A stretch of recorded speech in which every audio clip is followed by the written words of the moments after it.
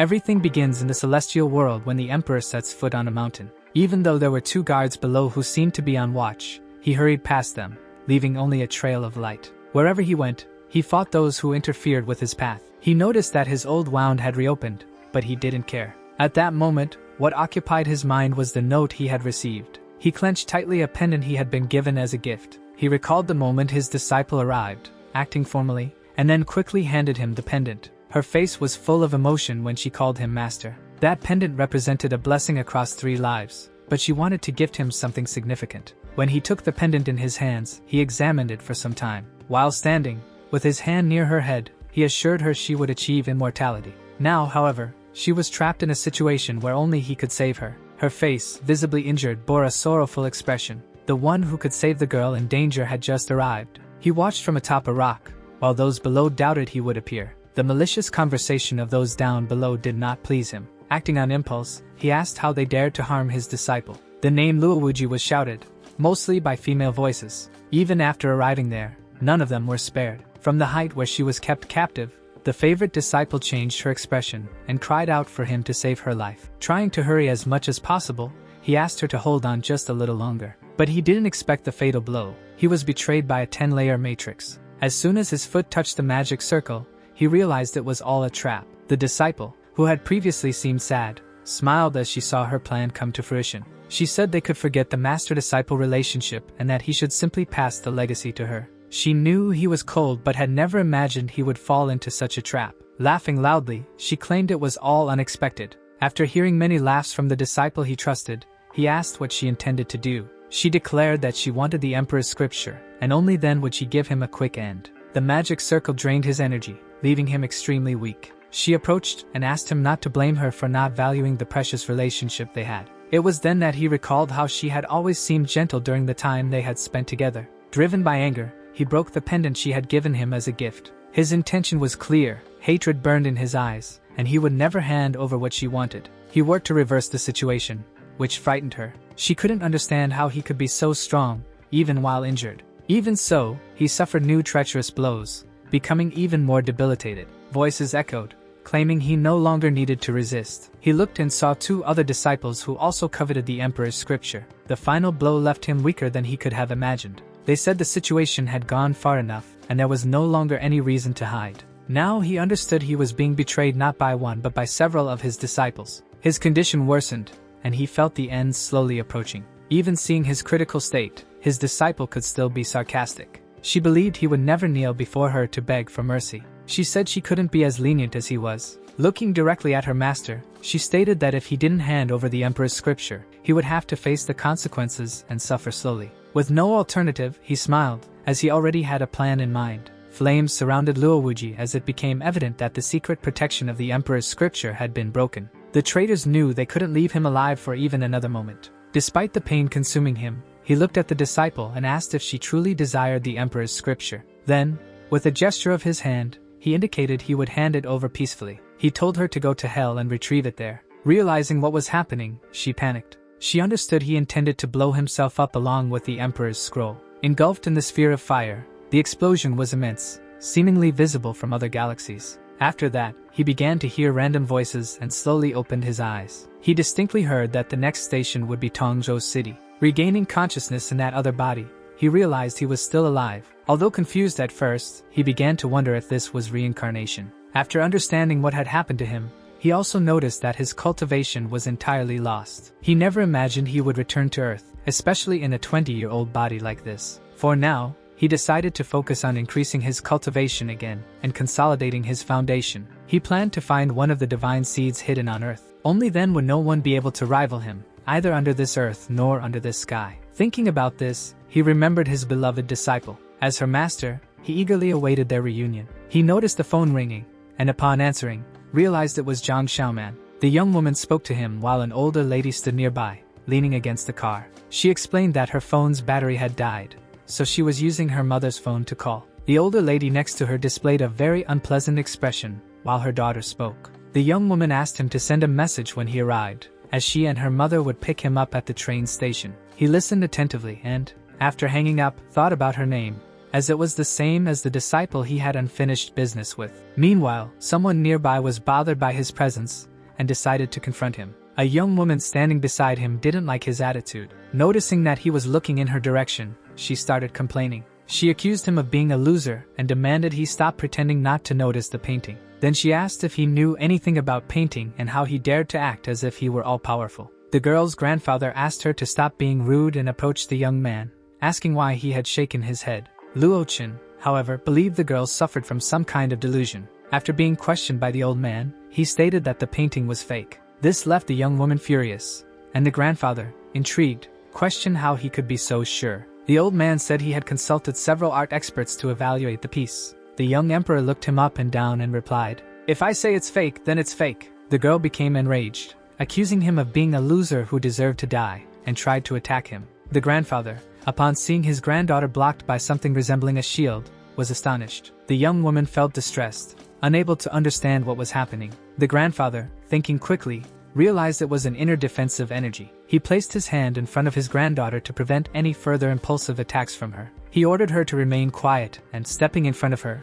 bowed to the young man several times, apologizing. The grandfather knew that those capable of using inner defensive energy were respected as great masters, even among martial practitioners. If that young man wanted to eliminate them, it would only take him a few seconds. For that reason, he asked his granddaughter to stop questioning him and to apologize immediately. Luo realized that the old man was an interesting figure, and the young woman eventually apologized. He stated that it was fine as long as it didn't happen again. The girl lowered her head, surprised, as she had never seen her grandfather show such respect to anyone. The old man continued to thank him and asked for the young man's name, once again offering sincere apologies. He also mentioned that something about the young man's demeanor had impressed him, especially when he declared the painting to be fake. The grandfather then asked if he could prove his statement. Without showing patience, Luo picked up the painting and said he would demonstrate. Luo Wuji looked intently at the painting, ran his hand over it, and swiftly tore it into pieces. Only then could he prove his theory. The granddaughter and grandfather remained silent as he picked up one of the torn pieces.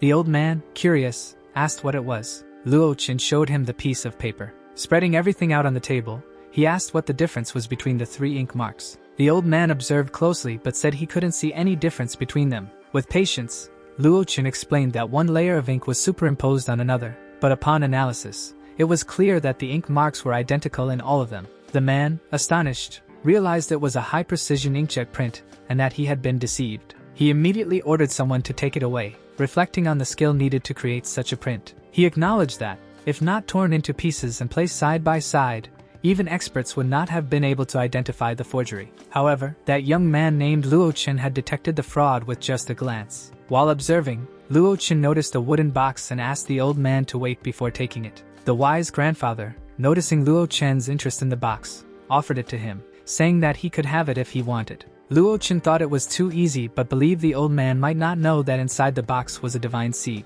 He knew that item was unique and felt that the old man might be trying to win him over with the offer. Then, Luo Wuji stated that, indeed, the box contained what he needed, but he was not the type of person to owe favors. He declared that he would accept anything the old man requested as payment. The wise elder, being direct, said he would like Luo Wuji to accept his granddaughter as a disciple. The granddaughter, however, did not like the idea one bit, and neither did Luo Wuji. The young man could already envision the behavior of his former disciple reflected in that girl. The granddaughter hesitated to accept Luo Wuji as her master, and the young man himself, realizing the possibility of having another disciple, felt momentarily uncomfortable. Luo Wuji responded with a resounding no, and added that the elder's granddaughter should choose something else. He made it clear that he was not afraid of failing to fulfill the request, but the elder reminded him of his promise. The promise weighed on his conscience like an anvil, and it was impossible to go back, even for someone like him. Faced with this, Luo Wuji stated that he would accept the granddaughter as a disciple, but with one condition: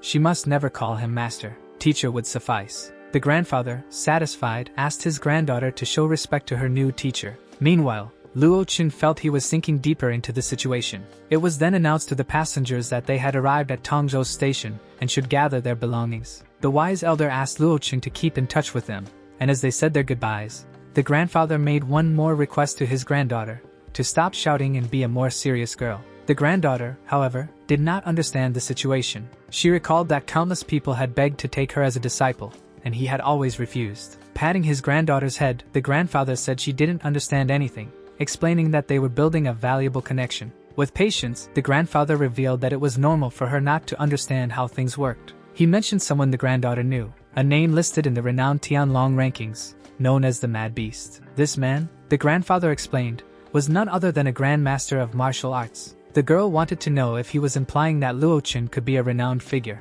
The grandfather once again asked her to respect the young man, as he would now be her teacher. She still questioned this, pointing out that her grandfather's strength was superior. However, he told her not to underestimate Luo Qin and to use the time in Tongzhou to get to know him better. Meanwhile, the girl's mother was already impatient, having been waiting for over 5 minutes. The daughter, on the other hand, observed with joy as the young Luo Qin walked through the crowd, lost in his memories. He remembered the time when he was weak, thinking that, indeed, the apple doesn't fall far from the tree. He recalled being chased and humiliated by people who said his father was more entertaining than he was. These unpleasant memories brought a moment of frustration and anger to Luo Qin. Meanwhile, Zhang Xiaoman spotted him and began waving, asking him to greet her mother first. The mother, however, did not like Luo Qin. To her, he was just a poor boy trying to become her son-in-law. In a harsh tone, she commented that young people these days lacked respect and asked them to get in the car quickly, as she wanted to go home. The girl observed Luo Qin and felt that he had changed a lot,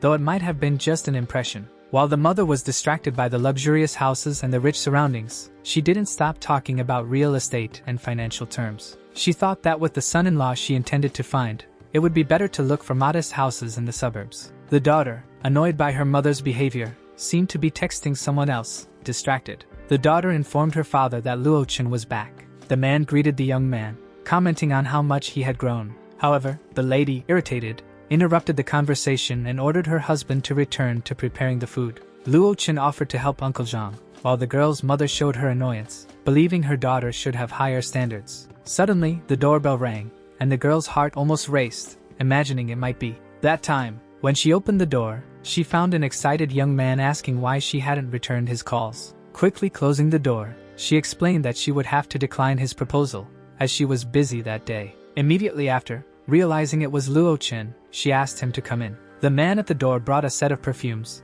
a gift from a friend who had traveled to France. Upon entering and noticing another young man in the house, his expression changed instantly, showing displeasure. Luo Qin also disliked the man's presence, and when their eyes met, he felt an immediate hatred. The visitor insisted on knowing who Luo Qin was, but the lady replied that he was just her daughter's classmate. The man looked at Luo Qin with an air of superiority, believing he was nothing more than an unemployed nobody. Luo Qin, staying calm, said he would help Uncle Zhang in the kitchen and walked away. The girl didn't like how coldly Qin ignored the other man, refusing even to greet him. Still, the visitor persisted, calling Luo Qin little brother, and saying that success required good connections. He also mentioned that, in a big city, problems could arise but assured him that he could help if needed. Turning to Xiaoman, he added that Luo Qin was just a friend looking for a job. The lady spent quite a while praising Qin, highlighting how amazing he was and how well he cared for her daughter. She even remarked that Luo Qin should learn from Qin, though he paid no attention to the conversation. Meanwhile, the lady invited everyone to sit at the table and eat. Luo Qin tried to stay calm but eventually stood up and left. The girl, worried, asked where he was going, but Luo Qin didn't reply. The man left behind thought Luo Qin was just a failure, incapable of maintaining his composure for long. As he spoke, his aura seemed to shift, becoming more arrogant and domineering. When Luo Qin stepped outside the building to light a cigarette, the girl tried to explain that the man who had shown up was just a friend. Still, he remained indifferent, as if her words didn't matter to him. She noticed he seemed distant, which was unusual, and it saddened her. With teary eyes, she said she understood he might not love her but wished he would be honest with her. She also commented that she hoped he would one day reach Qin Zhao's level. Then, she mentioned Luo Chen's father's factory, which, according to her, was worth $300,000. She stated that her mother suggested he use the factory as collateral for a loan. Luo Chen stayed silent, but memories of the past came rushing back. He remembered the day he proudly held the contract representing the acquisition of a home. He also recalled the moment he was betrayed,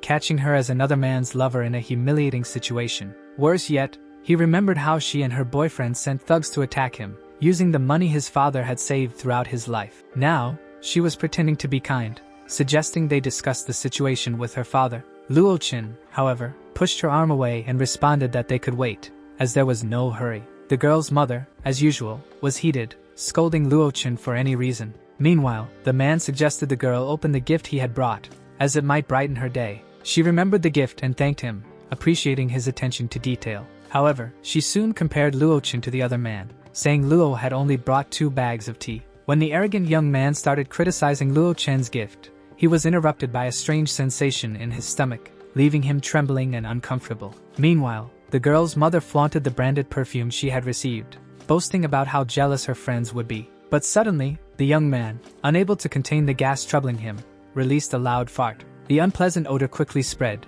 mixing with the perfume's aroma and making the lady nauseous. While the embarrassed young man tried to regain control, the girl heard the noise and went to check on what was happening. When she arrived, she found her lover in an embarrassing situation and covered her nose, feeling sick. Meanwhile, Luo Chen, observing the scene, made sarcastic comments, comparing the smell to that of a rotten egg. These words embarrassed the young man even more, but there was nothing he could do. Unable to muster the strength to stand, the young man fell to the floor, hitting his face hard. Feeling cursed and utterly weakened, he decided to leave as quickly as possible. Luo Chen, on the other hand, considered the situation just a small part of what the arrogant young man deserved. As the man was leaving, the girlfriend tried to go with him, claiming she wanted to get familiar with the neighborhood. However, her mother stopped her, asking her to stay home because she wasn't feeling well. Luo Chen, who hadn't wanted the presence of the unfaithful girl from the start, also said there was no need for her to accompany him. After all that, he left, leaving the girl with a fragile expression.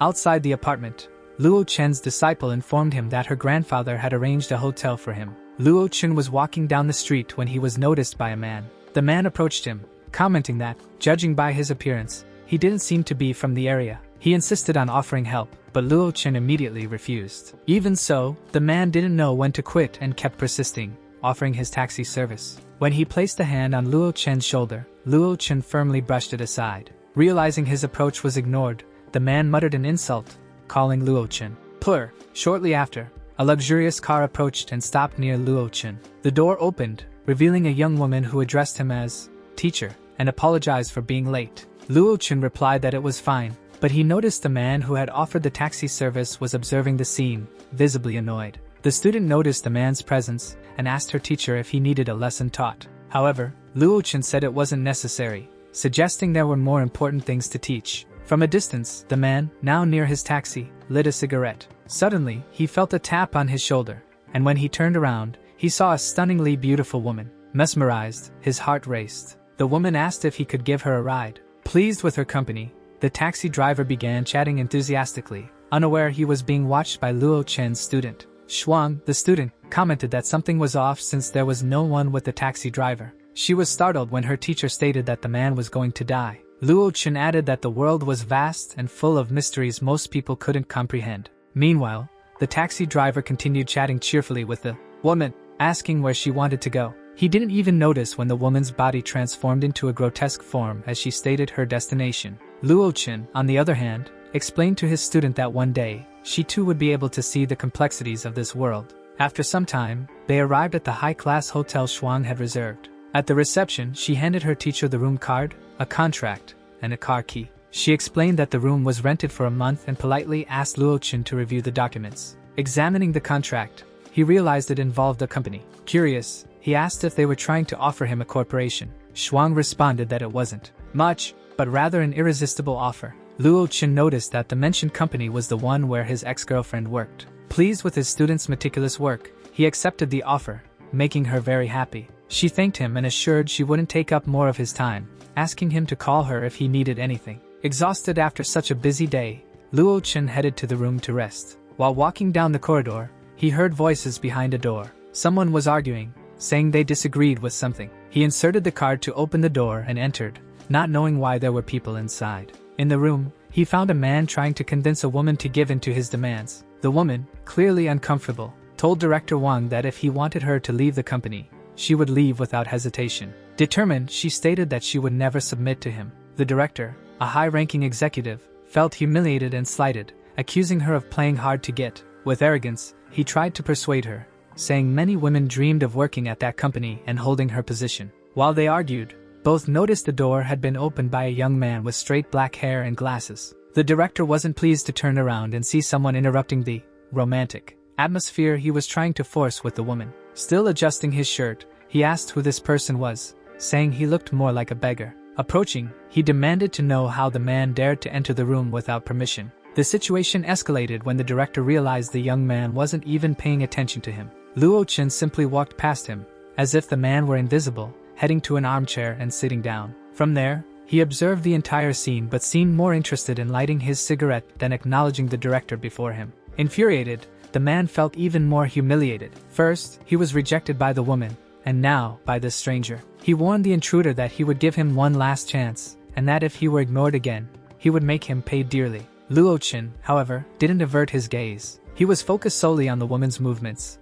noticing that she seemed disoriented and completely out of sorts. The director, frustrated by being ignored, shouted, asking if Luo Chen could even hear him. Losing his patience, the executive grabbed a wine bottle, determined to resolve the situation by force. Raising the bottle, he declared he would fulfill the young man's wish, since he seemed so determined to provoke him. The woman, sensing imminent danger, threw herself in front of him, grabbing the director's arm and causing the bottle to fall to the ground. She looked at Luo Chen, pleading with him to leave and not just stand there. But the director, consumed by rage, showed no regard for her life. He shoved her violently, throwing her against a piece of furniture. After that, he took the opportunity to insult her, questioning her dignity and character. Luo Chen, observing the scene, decided that enough was enough. With the woman unconscious, he felt it was time to intervene. The director still insisted on threatening him, claiming that Luo Chen had no idea of the gravity of the situation. Even with Luo Chen holding him by the neck, the man tried to maintain an air of superiority. However, he began trembling as he faced Luo Chen's icy gaze,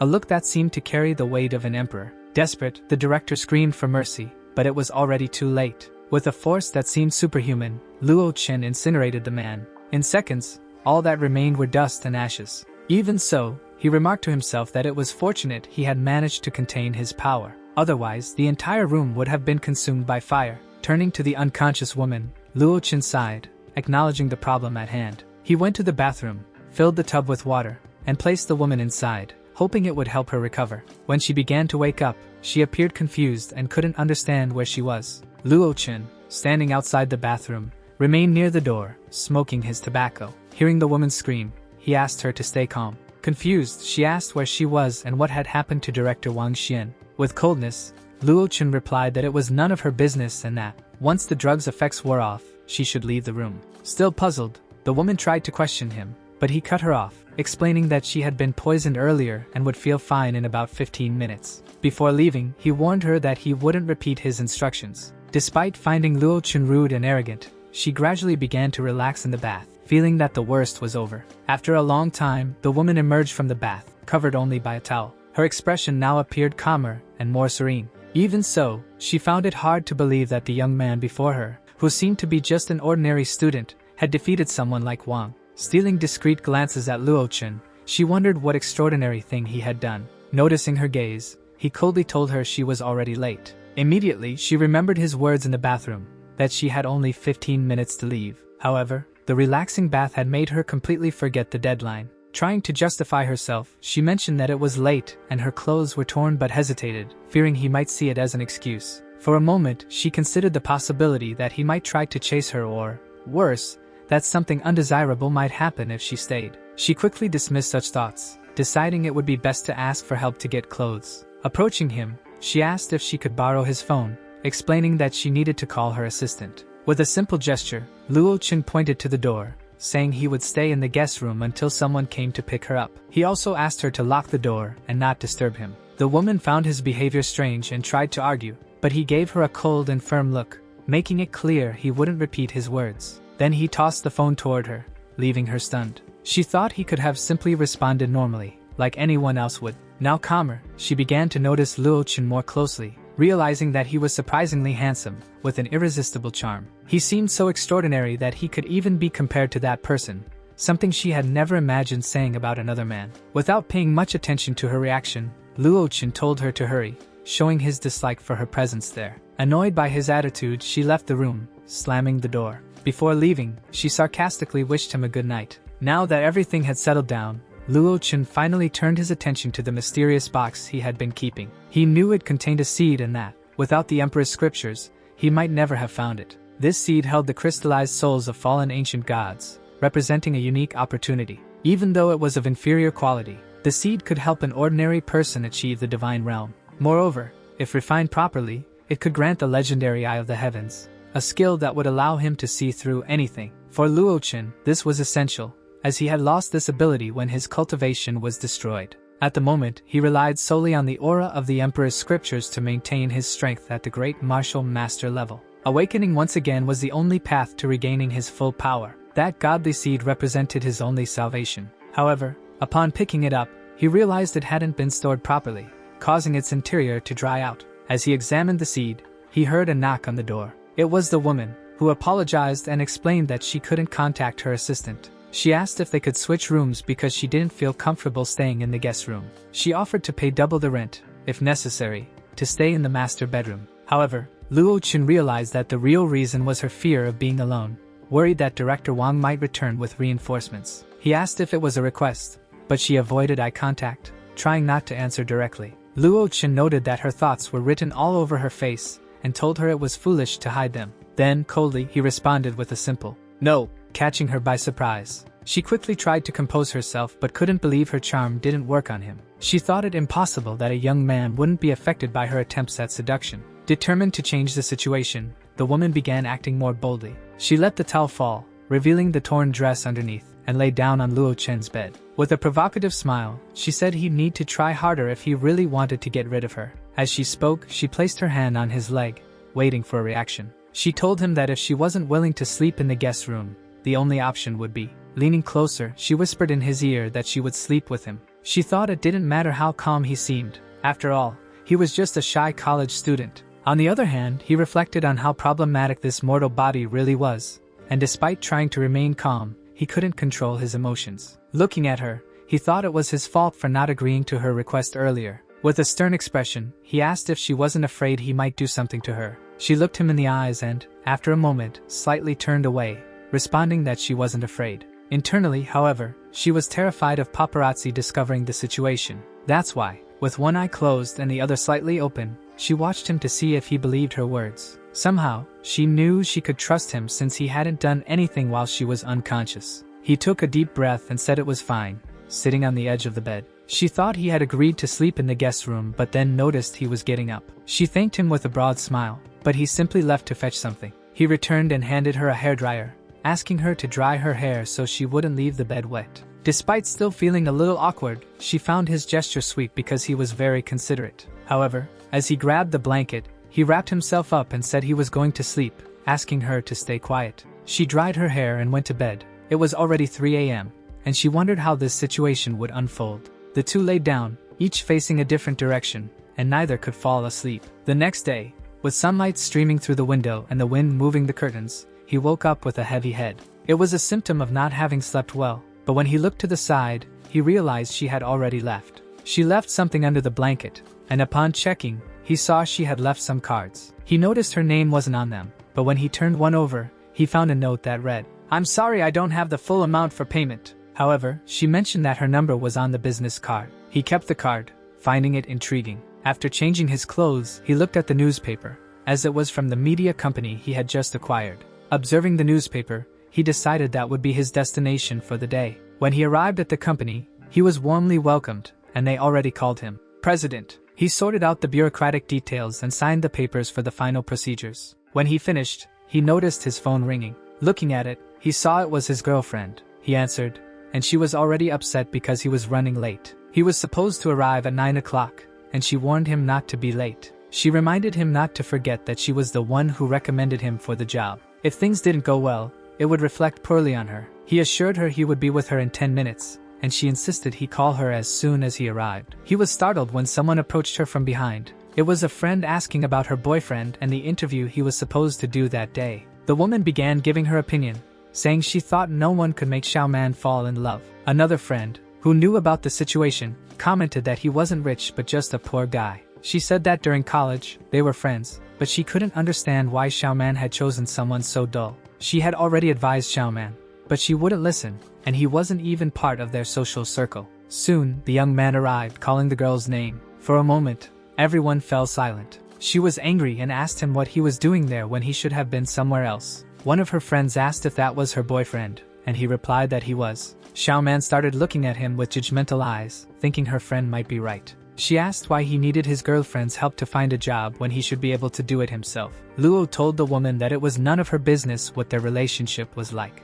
She became upset and pointed her finger at him, asking what was so special about him. That was when the manager arrived and greeted the woman, who was having a tantrum. The others greeted him formally, while she ran into the boss's arms. Whispering, she asked why he hadn't invited her out yesterday. He placed his hand on her back and explained that he had to go to a 4-star hotel to close a deal. Moreover, he had bought her a car and was handing over the keys. She was thrilled because it was incredible. She was so happy that she invited everyone to a departmental dinner, and it would be on her. That was when she asked Xiaoman if the young man was her brother. Xiaoman told the boss that he was her boyfriend. The boss didn't pay attention, as his lover was whispering something in his ear. The friendly boss introduced himself, saying his name was Zhang Hai, and that he was in charge of the marketing department. He looked at the young man with judgmental eyes, thinking he was nothing more than a country bumpkin. With a malicious smile, he said Luo's name and mentioned that he was leaving since it was his first day of work. He needed to familiarize himself with the job and handed Luo an important client project that required a representative. The boss mentioned that he had interviewed several candidates, but hadn't gotten the expected results. When the others noticed what was happening, they realized the client was very demanding. Flipping through the recruitment papers, on top of the project, Luo noticed that the position was high level and would require some money in his account. The boss, looking at him, asked what he thought about taking on the task. Luo replied that he would handle it without any problem. Now, the others were gossiping behind his back, saying he was foolish for accepting such a project. The boss, after assigning an almost impossible mission, smiled and said he liked people who took on challenges. He stated that Luo would have until after lunch to fix the company's old issue with the client, and that he would be paid for it. Luo said he wouldn't need that much time, he would call the candidate right away. People started thinking he was foolish and arrogant, and the boss even laughed. Within moments, everyone was laughing and mocking him. The boss asked if he had been drinking since he hadn't realized that he needed to find a celebrity, not just anyone. One of the co-workers asked Xiaoman if her boyfriend had something wrong with him.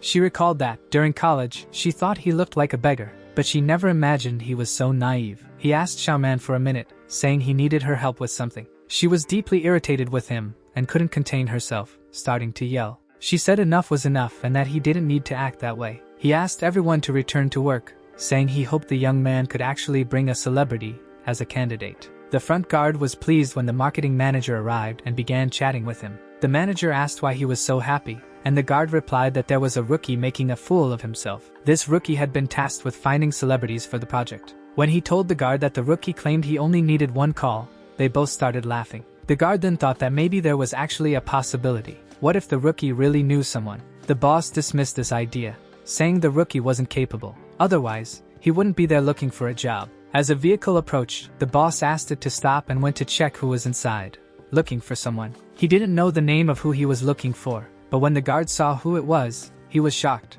The celebrity lawn buyer, Zhang Hai, choked upon hearing that name because it was so well known. In the marketing department office, the girl was arguing with her boyfriend. She asked why he had done that, wondering if he was trying to ruin her life. He either didn't understand or simply didn't care. She said she was disappointed in him. Then another guy asked why she didn't ask the boss when he assigned that project. She became even more irritated but had to pause the argument when she heard noises. Everyone wanted an autograph from the famous celebrity lawn buyer, who was walking through the office looking for someone. The boss questioned his special employee, accusing her of providing incorrect information. She tried to justify herself, saying it must have been a coincidence, but he was impressed by how calm she seemed amid all this. The girlfriend stood with her arms crossed and a sulky expression, even with all the commotion happening around her. Finally, calm and composed, the celebrity no one thought would actually show up arrived. She looked at the young man and said she had finally found him. Xiaoman, who had been sulking, was now having a fit of jealousy. After all,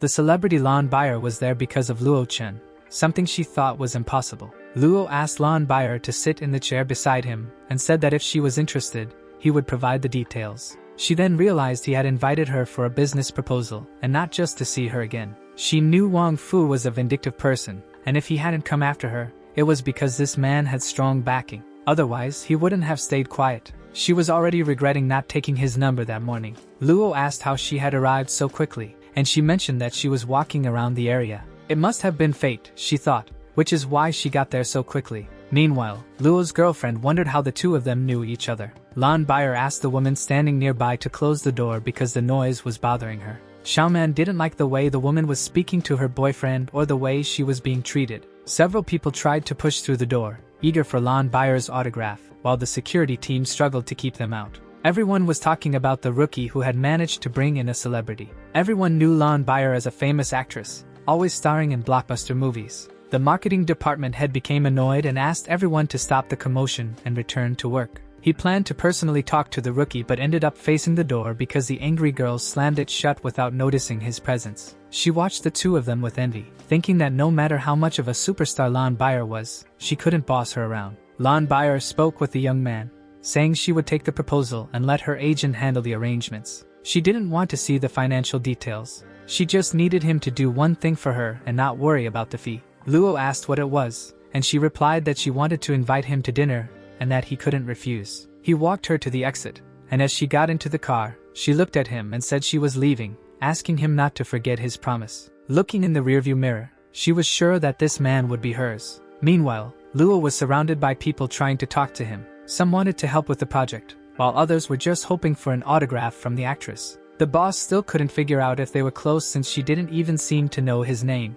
His favorite employee suggested that maybe Luo had tricked the actress on purpose. Several men got upset and asked her not to say such things. Then she came up with another idea. She could find an excuse to get fired. However, this didn't sit well with the boss, as Luo was already becoming well known within the company. The woman ran out of excuses and just asked him to stay calm. He said he would relax, but he was determined to get revenge for being embarrassed. The boss, intent on revenge, invited everyone to a company gathering. The event was to take place at a renowned casino, and everyone noticed it would be an expensive affair. While everyone marveled at the beautiful venue, Luo Chen found it all very boring. If not for his desire to get to know the others and further his own goals, he wouldn't have been there at all. Kai, the person Zhang Hai had arranged to teach the rookie a lesson, had just arrived. He had recently been promoted, and his friend wanted to catch up on how things were going. The man boasted about being in the good graces of Biao, the underworld boss. Kai, approaching his friend, asked if it was true that his department had a rookie.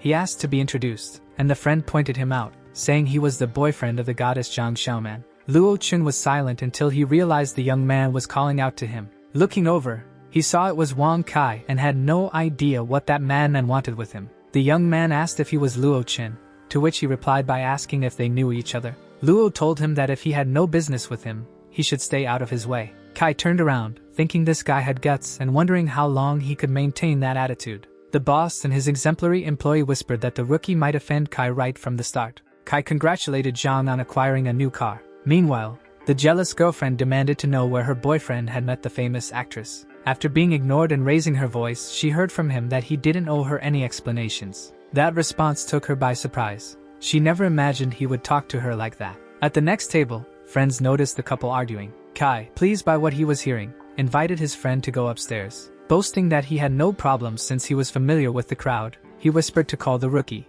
saying he'd handle the rest. The room upstairs was filled with gambling tables, with many elegant and well-dressed people. The outer tables had betting limits and were open to the public. The women flocked to the young man, thinking he was well-versed in the game. The boss handed his favorite employee a credit card with a 50,000 yuan limit so she could test her luck. She hugged him and thanked him for his generosity, while Xiaoman looked on enviously. She asked Luo Chen if he also planned to let his girlfriend play for a while. However, he put his arm in front of her and said the odds of losing in such games were 9 out of 10. Kai said his explanation was just an excuse to admit he was poor. Annoyed, Xiaoman said that if he wouldn't go, she could go by herself. He told her not to, but she turned away and made it clear that he didn't control her. Turning her back, she left with her friends. This made Zhang and Kai very pleased, as the fish had taken the bait. They were now in front of the betting tables, and Xiaoman had gone despite her boyfriend's disapproval. Everyone was betting high, sometimes doubling their stakes, while others preferred to fold when they saw they couldn't continue. Xiaoman was advised to fold if she didn't have a strong hand, but if she continued, she should reveal her cards. When she did, everyone was amazed. She had a royal flush. She was satisfied, as she had won the pot. Happy and radiant, people remarked that in just 5 games, she had turned the initial 3,000 yuan into 200,000 yuan. They called Luo Chen's attention, telling him to see how lucky Xiaoman was, and invited him to play too. However, he only stayed because he knew the famous actress and thought someone like him had excellent connections. Alternatively, he said it wasn't good to get involved in such things. Luo Chen thought that guy was decent. At least he was different from the others and not too bad. Then he commented that the money lost so far was just the price to lure the bait and get everyone into the game. Some said they would stop as soon as they made some money. Others agreed that they should quit but not be greedy. Since he wasn't going to play, they would play themselves. Now, several people were playing and betting high. At this stage, Xiaoman was betting everything. She was already an easy target, and seeing the opponent double the bet, she needed to take action. Even as several other players folded and left the table, she stayed. Kai approached his friend, calling him oldly, and asked what he was doing since he was acting off script. The man, however, said he was someone with principles and treated everyone equally. There were no friendships when it came to gambling. It wasn't a problem if he had made a mistake, and if someone didn't want to play, they could just leave. But he would play and ask them to wait for him. He decided to take the next game and would aim for another 200,000. Luo wanted to share his opinion, suggesting he give up, as at that pace, he would lose everything. Still, many wanted to keep playing, betting on their luck. Zhang Hai asked Kai why his brother was acting that way since they were being robbed. Kai was desperate to recover what he had lost and planned to triple his bet, convinced he wouldn't lose again. When he revealed his cards and apologized, everyone at the table had lost. It was pointed out to him that he had lost more than he could afford. Upset, he accused another player of cheating. Everyone agreed, believing the lucky player was a cheater. But the guards didn't tolerate that kind of behavior. He had gambled and needed to pay. Kai was removed from the scene by the guards, who took him to the deficit area. He was angry because no one was listening to what he had to say. Then he claimed to be one of Brother Biao's followers. Everyone paused to gauge his reaction, and one of them said he should have mentioned that earlier. He was then asked to step closer so they could clearly see his face. Kai wasn't well received after mentioning their boss's name. Dao, who was overseeing security, noticed the commotion and lost his patience. He didn't like being called brother by someone who wasn't close enough to him. As a result, he felt the need to educate Kai, who had dared to disrespect the people there. After correcting him, Dao asked if he thought he was qualified to address him in such an informal manner, especially while pretending to know their boss, Biao. Dao, being an intimidating figure, caused the others to panic just by his presence, immediately apologizing. Kai, however, continued his disrespect, addressing Dao informally again, prompting the security guard to correct him once more. Kai then claimed there was a cheater among them, but Dao assured him there was no cheating there. Zhang Hai stated that he would never use such a tactic and that the small incident was just a misunderstanding. Dao, however, made it clear there was no need to justify the situation as a misunderstanding. He said they should simply continue playing, and if they won back the lost money, he would consider the matter closed. Zhang Hai regretted it but informed Dao that he had no more money left to continue betting. Dao, maintaining his serious demeanor, said he could easily resolve the issue and offered to lend the money himself. When the terms of the loan were revealed, the onlookers were stunned. The loan would have an interest rate of 300%, meaning 3 times the borrowed amount if they failed to win. Dao waited with a stern look, clenching his fists. The marketing company employees, who were there just to pass the time, were terrified and trembling. At that moment, Luo Chen approached Dao, who was offering the loan, and requested a loan of 100,000. His girlfriend, seeing his actions, became upset since he had previously scolded her for gambling. The young man with glasses tried to calm her, saying they just needed to win back what had been lost. This caused doubts and anxiety among the other players, who were already unable to continue the game. Dao asked if the young man understood he would have to pay 300% interest. Luo Chen, looking at the player accused of cheating, simply requested that the cards be dealt quickly. And so it was done, and shortly after, the dealer handed the cards to both players. When Luo Chen declared he would bet everything without even checking his cards, his girlfriend was not pleased. She scolded him again for not looking at the cards before making such a risky move. His new coworkers also thought he was acting recklessly. Dao noticed that the young man was just trying to help his friends, albeit in a reckless manner. However, Luo Chen's opponent bragged about his 3 queens and asked Luo to reveal his cards as well. When Luo did, he apologized, as he had just won that hand. Kai, who had also lost to the Cunningly, thought it was just a stroke of luck. Li, annoyed that the first hand didn't go as expected, demanded another round at the table. A few rounds later, the young man with glasses had already recovered the money lost by his coworkers. The total amounted to exactly 1.4 million, the amount they had lost earlier. Dao, observing the defeated player, knew he had a reputation for being ruthless. He also noticed that, on this occasion, the man was upset and out of control. The man with glasses made it clear that he would have to pay 300% interest on the money he had borrowed. Shortly afterward, Biao arrived, releasing everyone else except the man with glasses, who was told to stay. Dao, upon seeing the boss arrive with his bodyguards, felt a chill run down his spine. Now, he was face to face with Luo Chen, an ordinary young man, and Biao, the underworld leader. After hearing those words, the emperor merely remained seated, observing the man who approached. Everyone knew this was the underworld boss, Tongo Biao. The boss then ordered the area to be cleared quickly, and Dao immediately complied. He instructed everyone to leave, except for the young man, whom he wanted to keep for further conversation with the leader. Zhang Hai thanked them for the chance to leave and bid farewell, along with the others ready to depart. Despite this, everyone was worried about what would happen to the young man who had saved their necks. 2 companions, along with the young man's girlfriend, asked if they could stay, but the security guard informed them they had to leave. Seeing the confusion being caused, Luo asked those accompanying him to leave first. The 2 friends hesitated to leave, but Xiaoman was the first to go, encouraging everyone else to follow. One of them lamented being so disloyal and leaving Luo Chen behind, all alone. Xiaoman pointed out they had no choice. The opponent was Hanbao, and they knew there was nothing they could do. Faced with this reality, all they could do was hope Luo would be fine and safe. Luo Chen approached the leader and asked if he was certain his presence was necessary. Biao, turning sideways for an employee to light his tobacco, finally paid attention to Luo and told him not to worry, he was only interested in his skills. Luo Chen made it clear he had no interest in conversing with the leader. Dao, the bodyguard, became irritated at Luo's audacity and the way he spoke. Hanbao, noticing his opponent's directness, responded in kind, giving him 2 options: either join him and become his subordinate, or have his hands thrown onto the table. Those words sounded like a joke to the emperor, who, with a serious face, said he feared no one there had the power to make that happen. Their boss thought the young man with glasses was arrogant for refusing to become his subordinate. Luo Chen then made it clear he would not become his subordinate, and asked who Hanbao thought he was to say such things. Hanbao, extremely irritated, slammed his hand on the table and warned that he had given Luo a chance. He ordered his henchman,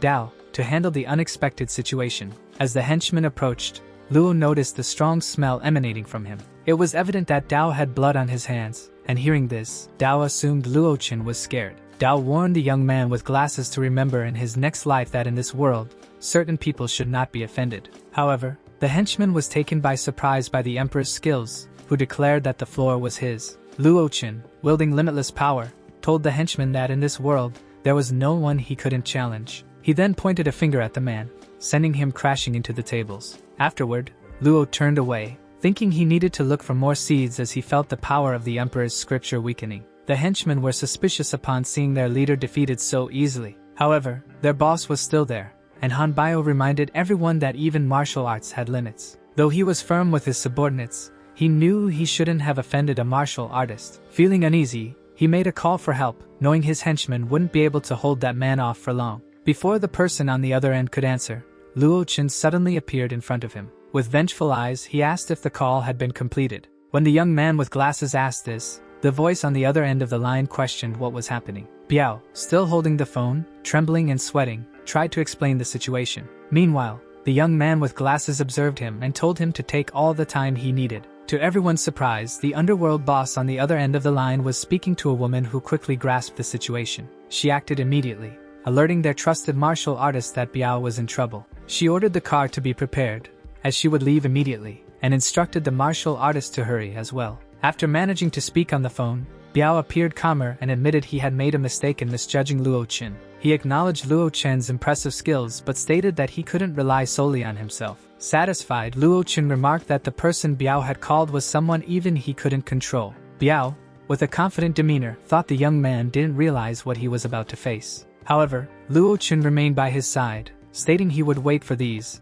boring people. He suggested playing a game until the person arrived and asked if Biao knew something like 1,000 to 7, though it seemed the penalty wouldn't be necessary. Meanwhile, outside, Master Yu arrived accompanied by Miss Yi. Master Yu wanted to know what was happening inside and what had happened to the henchmen. One of the henchmen explained that, half an hour earlier, the boss had ordered them to clear the area, which was why they were outside. The martial master did not tolerate such irresponsibility and gave the subordinate an effective lesson. When the elevator stopped on the upper floor, Master Yu saw enforcers sprawled across the area. He wondered who their boss had offended this time, but upon arriving, they found Biao. Biao was shouting, demanding that everyone wait because he would have his revenge. He was certain he would get even, no matter who it was. Luo Chen remarked that, with the way Biao was yelling and making noise, it was clear he hadn't been properly trained. Master Yu, seeing this, clenched his fists while Biao continued pleading for help. Coincidentally, the young woman who quickly stepped forward to defend Biao was his recent disciple.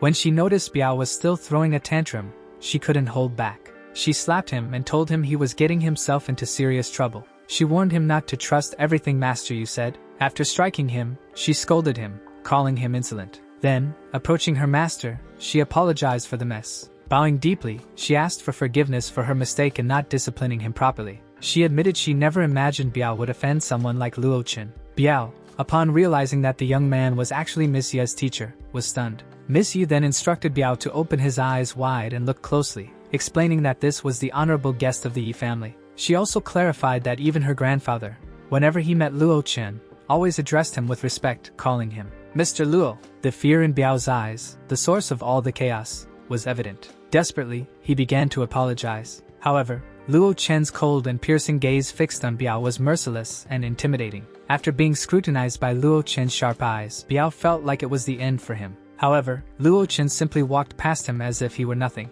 Noticing her teacher's reaction, Miss Yi tried to explain. Luo Chen interrupted her, saying that since the man was affiliated with her, he trusted that she would be able to handle the matter. He then ordered Biao to hurry up and show gratitude for Luo Chen sparing his life on this occasion. Kneeling, Biao expressed his thanks for being allowed to live, while the disciple ran after her teacher. She called out, asking him to wait, but after running for a bit and getting tired, she handed him an invitation to an auction. She explained that her grandfather had requested she deliver the invitation directly to him, which raised some doubts. Noticing the expression of doubt on her teacher's face, she recalled their first meeting, which had involved the wooden box. When she mentioned the wooden box, Luo Chen remembered the divine seeds and asked what was wrong with it. She explained that she had only used the wooden box as an example because she knew he had an interest in it. It was from her that the wooden box had originated. Her grandfather thought that inviting him to the auction would be a good way to obtain another box. Luo Chen realized that everyone was struggling to earn his favor and had numerous problems. It was clear they wanted him to solve everything for them. With this in mind, he agreed to accept the invitation. He asked her to pass on his gratitude to her grandfather, and she affirmed she would pick him up the next morning. When he turned to tell her it wouldn't be necessary, as he could go alone, she was already in her car, driving away. Meanwhile, Master Yu asked Biaoji if the young man they had offended earlier was really Miss Ye's teacher. Biaoji, however, didn't want to talk about it anymore. He simply admitted defeat that day. His orders were clear. In the future, if they encountered the young man again, they should treat him with respect. He warned that even for someone as exceptional as Luo Chen, if they couldn't be friends, they should at least avoid becoming enemies. On the day of the event, Luo Chen was already in the lobby of a renowned hotel, where his identity was confirmed for access. Seeing that he was a guest, everyone greeted him respectfully, granting him free access to various areas. A young man wanted to verify someone's background and asked Xiao Chen for help. Xiao Chen was willing to help but wanted to know where the unidentified person was. When he turned, he realized it was Luo Chen and was surprised to see him at the event. Xiao Chen stated that he knew the young man, which impressed his friend. He revealed to his friend that the young man was nothing more than a simple country bumpkin, but his friend disagreed. He explained that this was a private auction and that without status, it would be impossible to attend. However, Xiao Chen found it hard to believe, as he had met him a few days earlier. The friend noticed from Xiao Chen's tone that he held a great deal of disdain for Luo Chen. Xiao Chen revealed that the freeloader had stolen his girlfriend and admitted he wasn't okay with it. However, his friend didn't know the whole story until Xiao Chen clarified it, making it clear he was willing to help. Luo Chen was already seated in his chair, reviewing the research material for the auction. Xiao Chen's friend positioned himself, ready to try and seek justice, and initiated a conversation. However, he was completely ignored, as the research material was far more important to Luo Chen. Realizing he was being ignored, the young man tried to react. Soon, another friend arrived and greeted Luo Chen, asking if he was surprised. Luo Chen simply mentioned a few items that would be auctioned that day. This confused the two troublemakers, who were there only to cause disturbances. Xiao Chen's burly friend thought the young man with glasses was a bit unhinged. An intriguing woman approached and spoke about the gentle breeze and the ripples of spring water, sharing a peculiar meaning. She explained to the young men that, essentially, they should mind their own business. She told the burly man that, since he was unattractive, he should at least read good books. He retorted that otherwise, he'd need an interpreter every time someone mocked him. The situation embarrassed the two young men and the lady who had made the translation, though she burst out laughing. The burly man didn't appreciate her reaction and asked them to stop talking about such classic matters in front of him. Someone from afar asked what was happening, and the short, chubby man responded. He congratulated Manager Lee for arriving at the perfect moment, since the young man was being a nuisance. The manager, unapologetically, asked Luo Chen to show his invitation. Before complying, Luo Chen questioned why, out of all the people there, he was the only one required to show an invitation. The manager, attempting to sound polite, said he already knew everyone else and naturally trusted them. However, Luo Chun was an unfamiliar face, and if he didn't want to show his invitation, he should leave. With a disdainful smile, Luo Chun replied that he had the invitation. When the manager saw what it was, his demeanor immediately changed, adopting a more neutral stance. Even so, the two young troublemakers accused Luo Chun of theft. The manager had to intervene, asking the gentleman to calm down. He explained that it wasn't a good idea to cause a scene there, and suggested they head upstairs to rest. He warned Luo Chun that he should have understood the situation by now and that, if he didn't behave, he would have to leave, invitation or not. Otherwise, he'd be carried out by security, gesturing toward three men standing behind Luo Chun. Luo Chun was interrupted by a voice that sent shivers through everyone present. The voice demanded to see who dared to interfere. When the manager turned around, he saw it was Mr. Yi. Mr. Yi asked the manager if he had the audacity to eject his guest and wanted to know who had authorized such behavior. The manager, turning back to Luo Chun, asked if he was the guest in question. Luo Chun recognized the timing was perfect, as he didn't want to rely on the emperor's scripture aura any further, especially in a place like that. Quickly, the disciple and Mr. Yi approached, asking if he was all right and apologizing for the delay. Seeing Mr. Yi address Luo Chun with an honorific, the manager realized his mistake and knew his situation was dire. However, he also faced the severe gaze of Mr. Yi and his granddaughter, who clearly disapproved of his behavior. The manager apologized, explaining that he hadn't had time to properly assess the situation. Mr. Yi, however, ordered him to remain silent and, to ease the tension, changed the subject. Luo Chun said it wasn't a big deal and there was no need to worry about it. Still, Mr. Yi asked Master Yu to handle the situation. Turning his attention back to Luo Chun, Mr. Yi guided him upstairs. On the upper floors, the two young troublemakers were feeling satisfied. They were informed not to cause any more disturbances, as Mr. Yi had a special guest. Shao Chun spoke with his father, saying he knew he'd behave because he understood exactly who Mr. Yi was. He also remarked that, due to his father's position, even Mr. Yi wouldn't easily dare to disrespect him. Before his father could ask what the young men had done, security arrived and expelled the troublemakers. Chaos ensued immediately. After causing a significant commotion, the two young men were now worried. Shao Chen's father, an influential man, demanded that the security team step aside. He asked the head of security, to explain better what was happening. The answer was straightforward. The young men had been expelled, but Shao Chen's father wasn't pleased with his son's behavior. For that reason, he decided to teach him a lesson and asked who he had offended to cause everyone's removal. The young man couldn't recall offending anyone, except Luo Chun, but he considered Luo insignificant. He never believed that Luo Chun could be someone important. During the auction, candidate number 23 was congratulated for winning the bid for the Double Dragon and Phoenix Clips. When the next item was announced, the young man observed and thought the auction was only selling activity stem pieces.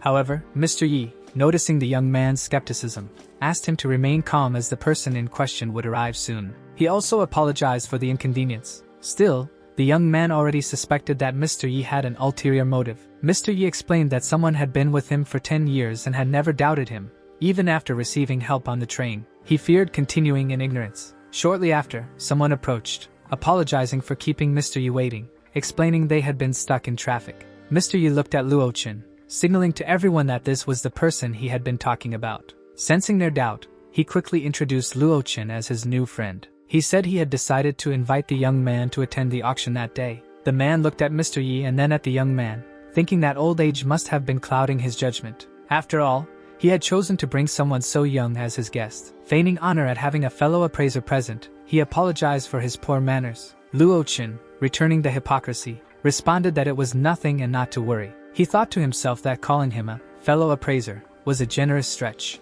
After all, the man hadn't even bothered to return a compliment, clearly belittling his work. The highlight item of the auction was then revealed, an ancient bronze sword from the Eastern Zhou dynasty. The appraiser, eager to impress, declared it a great deal, but the young man interrupted, stating something was wrong. The senior appraiser sighed, waiting for the young man to finish his conclusion. Noticing the appraiser's impatience, the young man addressed him as little brother, setting aside his vast experience. Although the auction items had been thoroughly verified, he insisted they were counterfeit. This irritated the appraiser, who told the young man to stop making irresponsible remarks. Luo Chen's student, witnessing the appraiser's outburst, remembered that this reaction felt familiar. The man was upset because he thought the young man was questioning the expertise he had accumulated over his lifetime. Luo Chen requested everyone to stay focused to secure the bid, noting that if a professional didn't evaluate items correctly, the issue wouldn't be resolved. The man believed that, with him present as the appraiser, no one else needed to assess the items. He then told Mr. Yi that he was the best appraiser in Tongo.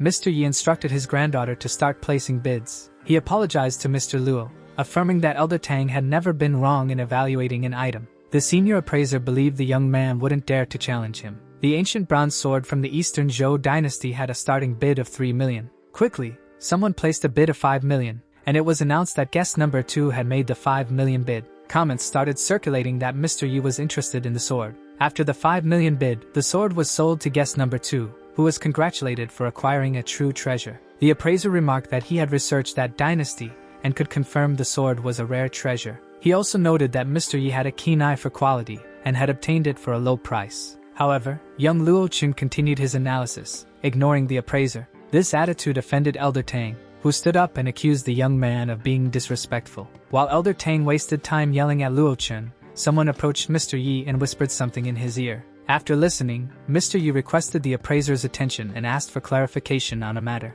The result was that the supposedly ancient item was a fake, and the appraiser was at a loss to explain how that could be. Every item entering the auction underwent careful evaluation, and such a mistake had never occurred before. Ye's granddaughter explained that the reason no forgeries appeared was that her grandfather always bought these pieces as soon as they were discovered. However, he did so due to the influence of the appraiser, who always classified them as good deals. Elder Tang asked Miss Yi to stop speaking nonsense, asserting that he would gain no benefit from causing such a disturbance. She, however, insisted she had someone to verify the ancient bronze sword and compare it to the original design. She revealed that both items had been put up for auction by the appraiser himself, who had bribed the person in charge of the auction's evaluation. Miss Yi was visibly upset, as the appraiser, despite being exposed, still refused to take responsibility. With determination, she declared she would find the bribed appraiser and make him speak publicly about who was lying. Elder Tang, with a trembling voice, told Mr. Yi that he had an explanation for what had happened.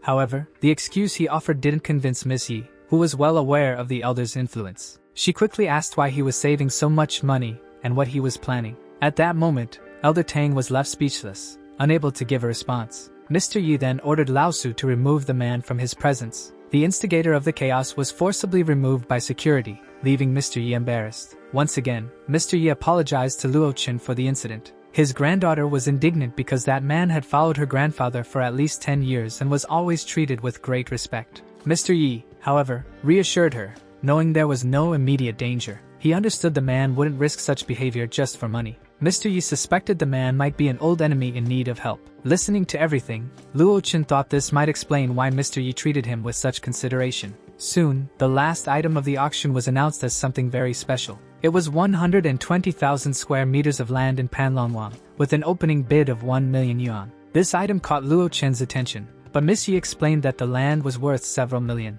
However, it had become a major headache since 3 developers had died there. Additionally, workers had also succumbed to death. Over the years, that place had claimed the lives of dozens of people, and their remains, when found, appeared horrifying. She also mentioned that another incident had occurred in Panlong Wan the previous day, involving a taxi driver. When she said this, Luo Chun remembered the taxi driver who had insisted on taking him anywhere. The hostess announced that if no one bid, the item would be classified as unsold. However, everyone knew the place was cursed, and no one was foolish enough to take the risk. As she was about to declare the land unsold, a young man offered 1 million. He said he would take the lot, and the young man with glasses holding paddle number 2, Luo Chun, made his bid. It was precisely when everyone thought no one would dare buy cursed land that something surprising happened. The auction official instructed the hostess to proceed and announce the item as sold. Thus, it was announced that the property in Panlong Wan had been sold for 1 million yuan. Luo Chen's interest in the land piqued the curiosity of a woman who had been silent in a corner until then.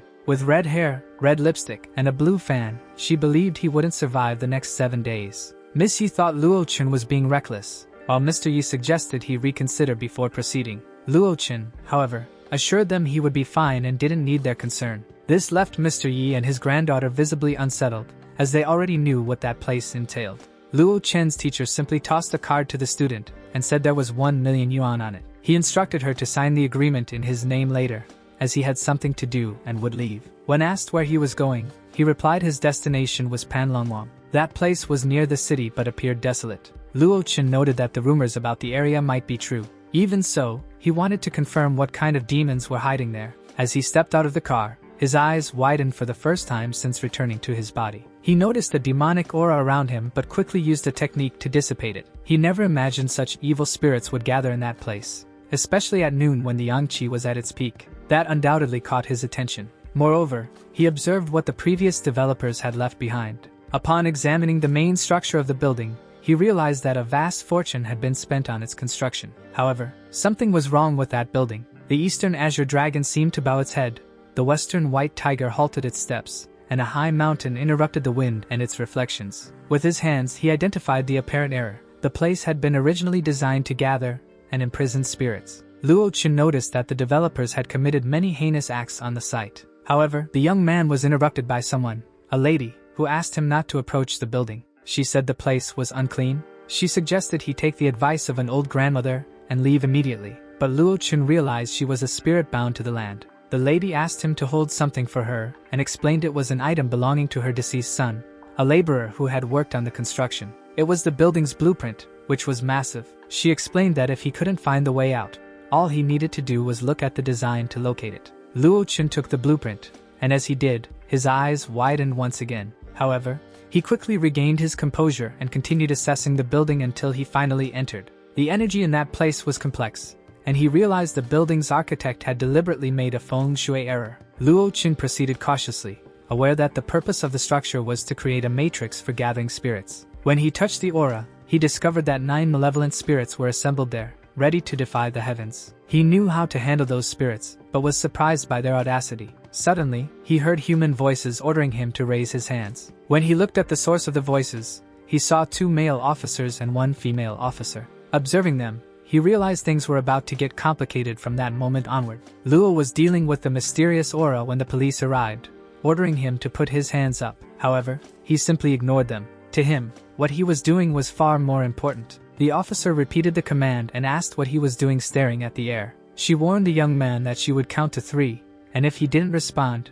she would fire a warning shot. One of the officers with her volunteered to fire instead, but the shot merely grazed past Luo's shoulder. They also noticed when the bullet was fired near the young intruder's head. Luo Wuji simply turned his head in their direction to see what was happening. Meanwhile, the officer became very angry and asked her colleague what he thought he was doing. Trying to justify himself, he said the young man had disobeyed orders, so he needed to fire a warning shot. The officer then warned Luo that the area was cordoned off as it was the scene of a murder. Luo's first thought was that the remaining aura of the Emperor's scripture should be enough to handle these people. However, something bothered him. Lowering his eyes, he considered what he could do next. He worried that he might not have enough strength to deal with the vile spirits inhabiting the building. He knew that, in his current state, facing them directly wouldn't be wise. It was better to adapt to the situation. The officer noticed that the young man could be around her age, and even with a gun pointed at him, he remained calm. His composure caught her attention. Luo Wuji had an idea and told the officers that he was merely a paranormal enthusiast. The officer who had fired earlier had a different view. He believed Luo was the serial killer. His colleague asked him not to make hasty judgments based on past experiences. She introduced herself as Officer 047, Xia Jingjing, from the Panlong district, and asked him to cooperate. She requested his understanding, explaining that it was a special situation and if he was truthful, he would soon be released. Approaching her quickly, Luo asked if that was how someone should act when making a request. Losing her patience, the officer told him it wasn't just a request but an order, and he must comply. After handcuffing him, she informed him they were heading back to the station. Luo and the 3 officers walked along a narrow, overgrown path. Officer Xia, leading the way, continued ahead. Suddenly, she stopped and widened her eyes. The officer behind her asked if something was wrong. She expressed her concern, saying something felt off. They had been walking for almost half an hour yet had returned to the same spot. To her, it seemed impossible since they had been heading north. The young man in handcuffs told them that, at this rate, they would never get out. Using difficult-to-understand language, he explained why it would be challenging to leave. To her, everything he said sounded like outdated superstitions. All the talk made the officer agitated. She hated that kind of creepy nonsense. Roger, trying to help, told his superior there was no need to try educating someone like that. She responded to the officer that, even though the young man was a suspect, he deserved at least a modicum of respect. And so night fell. They had been walking for about 4 hours and didn't expect it to take this long. Roger was on the verge of losing it. He had thought of every possible method, but none worked. Luo Wuji thought the young woman was incredibly stubborn. He couldn't believe she had dragged this out until nightfall, knowing that at 6 p.m. those things would emerge, he asked her to remove his handcuffs. He warned her that if she wanted to get out alive, she should follow his instructions exactly. She looked at him with a strange expression, observing him for a moment. Looking ahead, she found it hard to believe. But suddenly, a taxi appeared, and the driver rolled down the window to see who was outside. One officer quickly approached the taxi driver, asking how he managed to get there in the middle of the night. The driver explained that after finishing a ride in a neighboring town, he thought it would be a waste to return with an empty car, so he took that road. The two officers agreed that continuing along the same path would lead nowhere. For one of them, this realization made sense. They decided with the driver to head to the parking lot at the tourist center since their car was parked there. After the taxi driver agreed, the two officers called their partner over. Luo Wuji warned the officer that if she wanted to stay alive, she shouldn't go with them. Seeing that his partner wasn't heading in their direction, one officer asked what the young man was saying to her. He asked the driver to wait just a little longer, and upon entering the taxi, he managed to see the driver's identification. That name on the identification seemed familiar, and he remembered the murder he was investigating. And when he finally realized that the taxi driver was someone who had already passed away, he began to sweat coldly. At that moment, the driver twisted his neck 360 degrees, speaking to the officer. Xia Jingjing was annoyed because the man wouldn't stop talking about supernatural occurrences. While staring at the man, she heard her colleague having some trouble with the taxi driver. Concerned about what it could be, she asked what was happening and immediately reached for her weapon. Noticing that the commotion continued, she decided to check what was going on without handling her weapon. Luo Wuji had a simple thought. Since they couldn't hear and do as he asked, they should just die. Meanwhile, the officer, who faced death head-on, was sitting on the ground, terrified. The already deceased taxi driver twisted his body and exited the car as if the glass were a passage. The policewoman, not understanding or noticing what was happening, informed the driver that assaulting a law enforcement officer was a serious crime. Meanwhile, the taxi driver opened his mouth as wide as he could to try to swallow his prey. But upon seeing the beautiful woman trying to reason with him, he ignored the male prey to try to consume her instead. And in no time, behind the young woman, her former police friend was also in the process of transforming. When she turned and noticed that her partner had also transformed into a monster, she became alarmed. At that moment, young Luo Wuji thought that the feeling of being suppressed everywhere was still strange. It seemed that after he recovered, he would have to start thinking about the divine seeds. The spirit must have noticed his presence and tried to attack, grabbing Luo Wuji from behind. Even with this move, it couldn't hit him because the young man was very fast. In front of him, the image of the spirit appeared. It was a kind and gentle old lady bound to the earth. He asked what she wanted. She insisted that he save his own life by leaving immediately. He just turned and said he couldn't leave. That spirit was persistent, and she materialized before him. Being kind to the old lady, he asked her to dematerialize and leave if she didn't want to be corrupted by evil spirits. She kept insisting on preventing him from leaving, looking at the drawing and trying to save herself and others. Losing patience with the lady, he said that even if he could, he wouldn't use his cards in that place. Upsetting her, he asked her to get out of his way. When he turned, he noticed a massive explosion of corrupted aura, and in front of him, the fight continued. The former police partner was trying to pull his female colleague to transform her as well. She looked at him and noticed that he was almost unrecognizable. If it weren't for the uniform, she wouldn't even know it was the same person. And nearby, the taxi driver was trying to devour the other officer,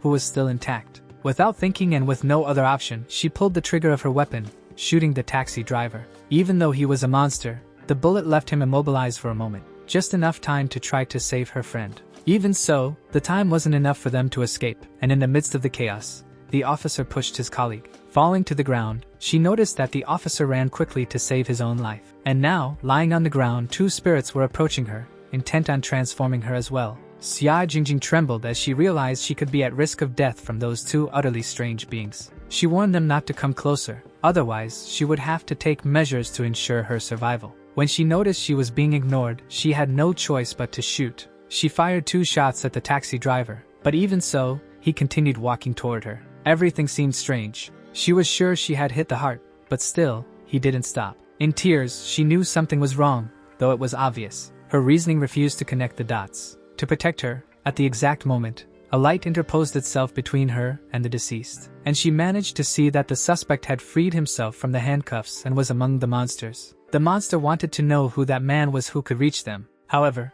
Luo gave him 3 seconds to focus on recalling the happy memories of when he was still alive. But 3 seconds were too little time to remember anything. As soon as the time was up, Luo Wuji terminated the individual. Without even looking at the woman lying on the ground, he told her to follow him. Slowly, trying to compose herself, the young woman attempted to get up, but her legs would not obey. He noticed that she was in a trance-like state and that forcing her would be pointless. She wouldn't be able to stand even if she tried. With no other option, he reluctantly picked up the red-haired woman in his arms and carried her. Even though she was paralyzed with fear, she managed to think that he might want something more from her. She asked him who he was, where the handcuffs were, and how he had managed to escape everything. Then, she asked what had happened to those two and also wanted to know what he planned to do. Already irritated by so many questions, he made it clear that he would answer only one, so she should choose wisely. She paused, thought carefully, and asked how they would get out of there. He noticed that now she was asking more reasonable questions. He then dived into some memories. He had previously spoken with the spirit of an old woman.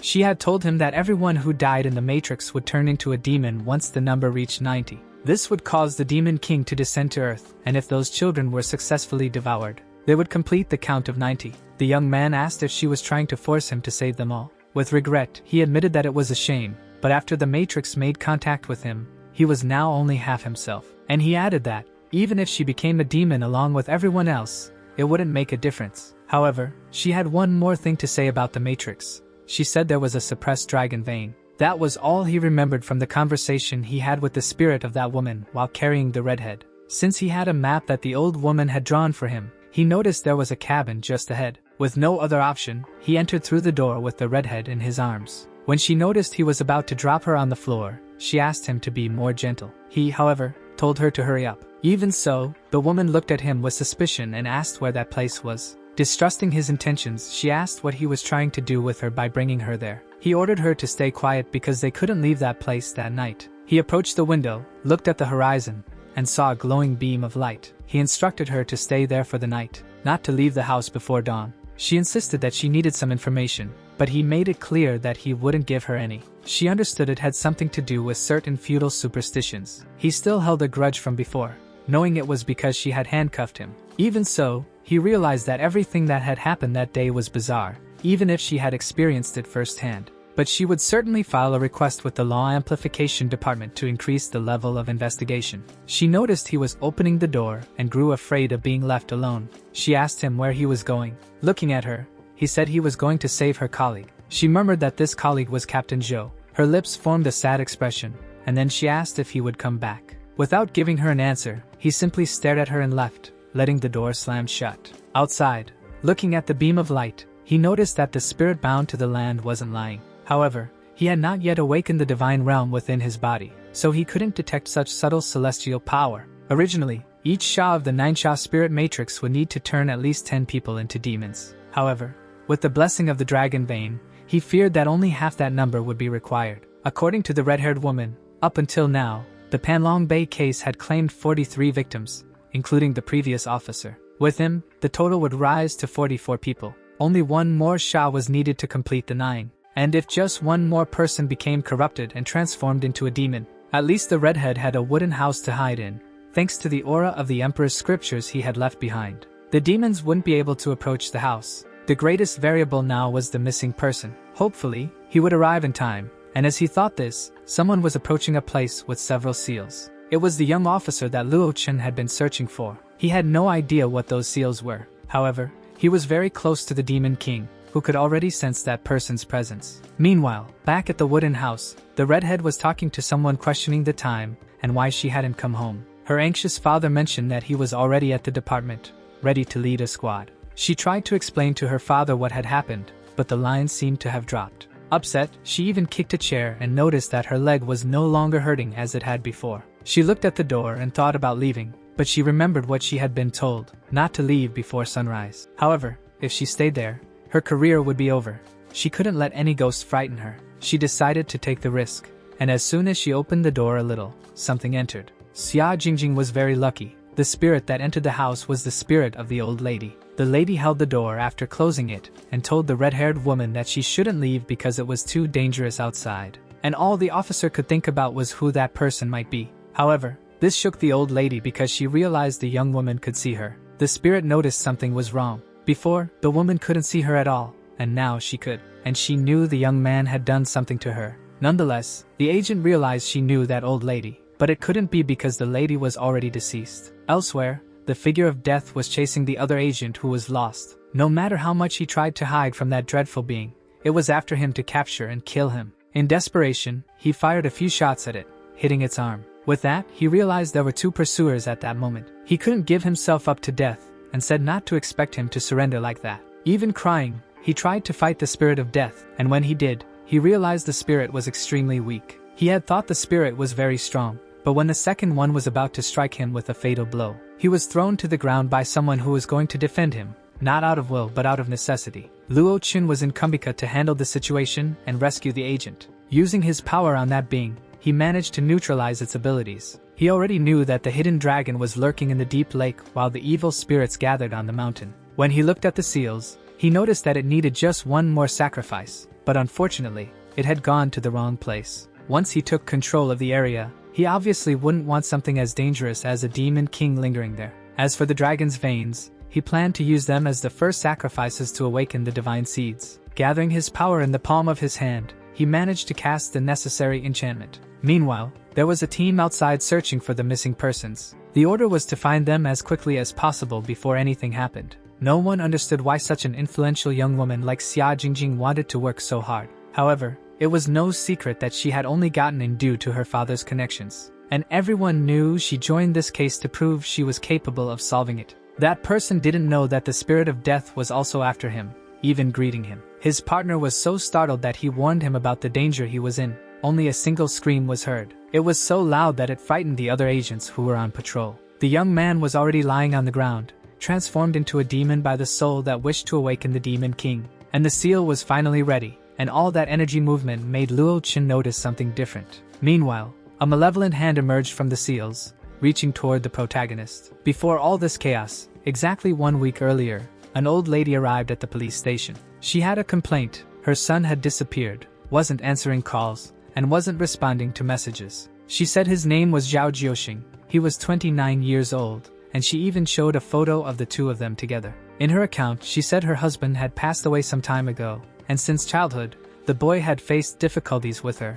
The person who attended her was the young red-haired Xia Jingjing, who suggested they file the report and wait for news from the authorities. Head down, the old lady said she would leave everything in the hands of that policewoman. As the lady was about to leave, the officer called her back. She still had a question to ask. She had seen from the son's information that the family was financially well off. However, the mother said she couldn't spend the money he had worked so hard to earn. It was then that she went to her superior to question why she didn't have the authority to investigate. Her superior told her that the area was cursed, so much so that it had already been closed off. Moreover, 10 days had passed, and everyone knew that after so much time, no one returned from Panlong Bay. Xia asked her superior not to wish ill upon them because that family was just the two of them. Afterward, he became irritated, picked up the phone, and told her to call her father if he gave permission. She found it absurd that, in such a critical moment, she still had to waste time calling her father. Determined, she decided to contact the central office herself to make the request. However, her superior told her that the same old lady had come by another day,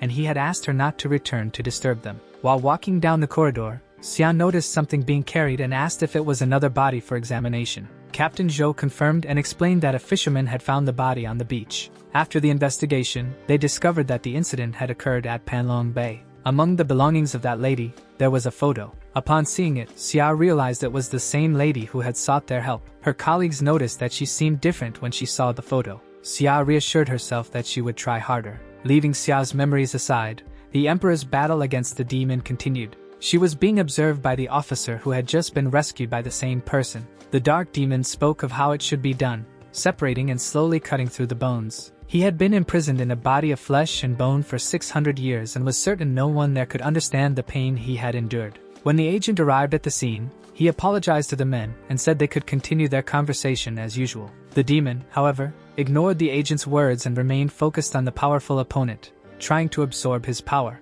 Because Luo Wuji had attempted to seize the demon's power, the demon grew furious and unleashed 1,000 deaths. Attack. He thought that, to be able to dodge 2 crucial attacks in succession, Luo Wuji must be someone on a higher level. However, he was no match for the demon at his peak. He believed that, had he confronted him days earlier, he might have been a worthy opponent, but it was a pity he had arrived too late. Amused by these words, after the attack destroyed his glasses, Luo Wuji also felt pity for the demon. He felt pity because he would have liked to awaken his powers slowly, but he had encountered a complicated opponent. The Demon King found the young man before him amusing and asked what kind of nonsense he was talking about. The demon remarked that it had taken him 30 years to awaken, even after using the power of the moon. However, the young man emitted a golden light radiating strongly from his body. The demon asked if he was wishing for death. Even though the Demon King suspected the young man before him was transforming into an awakened, he attempted to attack. However, he suffered an immediate counterattack, making it clear that this person was no ordinary being. After realizing he had been struck by a surreal power, the demon was stunned, unable to believe what had happened. He couldn't fathom how a mere insignificant mortal, even with the support of a divine artifact, could awaken so quickly. It was impossible. Mocking the demon's powers, Luo Wuji told him he could try again if he wished. However, the demon thought Luo Wuji was bluffing and believed he couldn't sustain the power of the souls he had absorbed. He tried to attack again, but his opponent not only blocked it but countered with great force. The demon realized that what he faced was the true QI of the Yang essence, and wanted to know who this person before him truly was. Luo Wuji then asked if the demon now believed in his awakening, and added that there was no need to be so surprised. After all, he had awakened that divine seed 100 years ago, and reawakening it now was very easy. Of course, when he had awakened before, it had taken him only 1 minute longer than it did this time. The demon believed that, since Luo Wuji had just awakened, he couldn't maintain the true QI for long. He thought at the very least he could ensure they would both die together.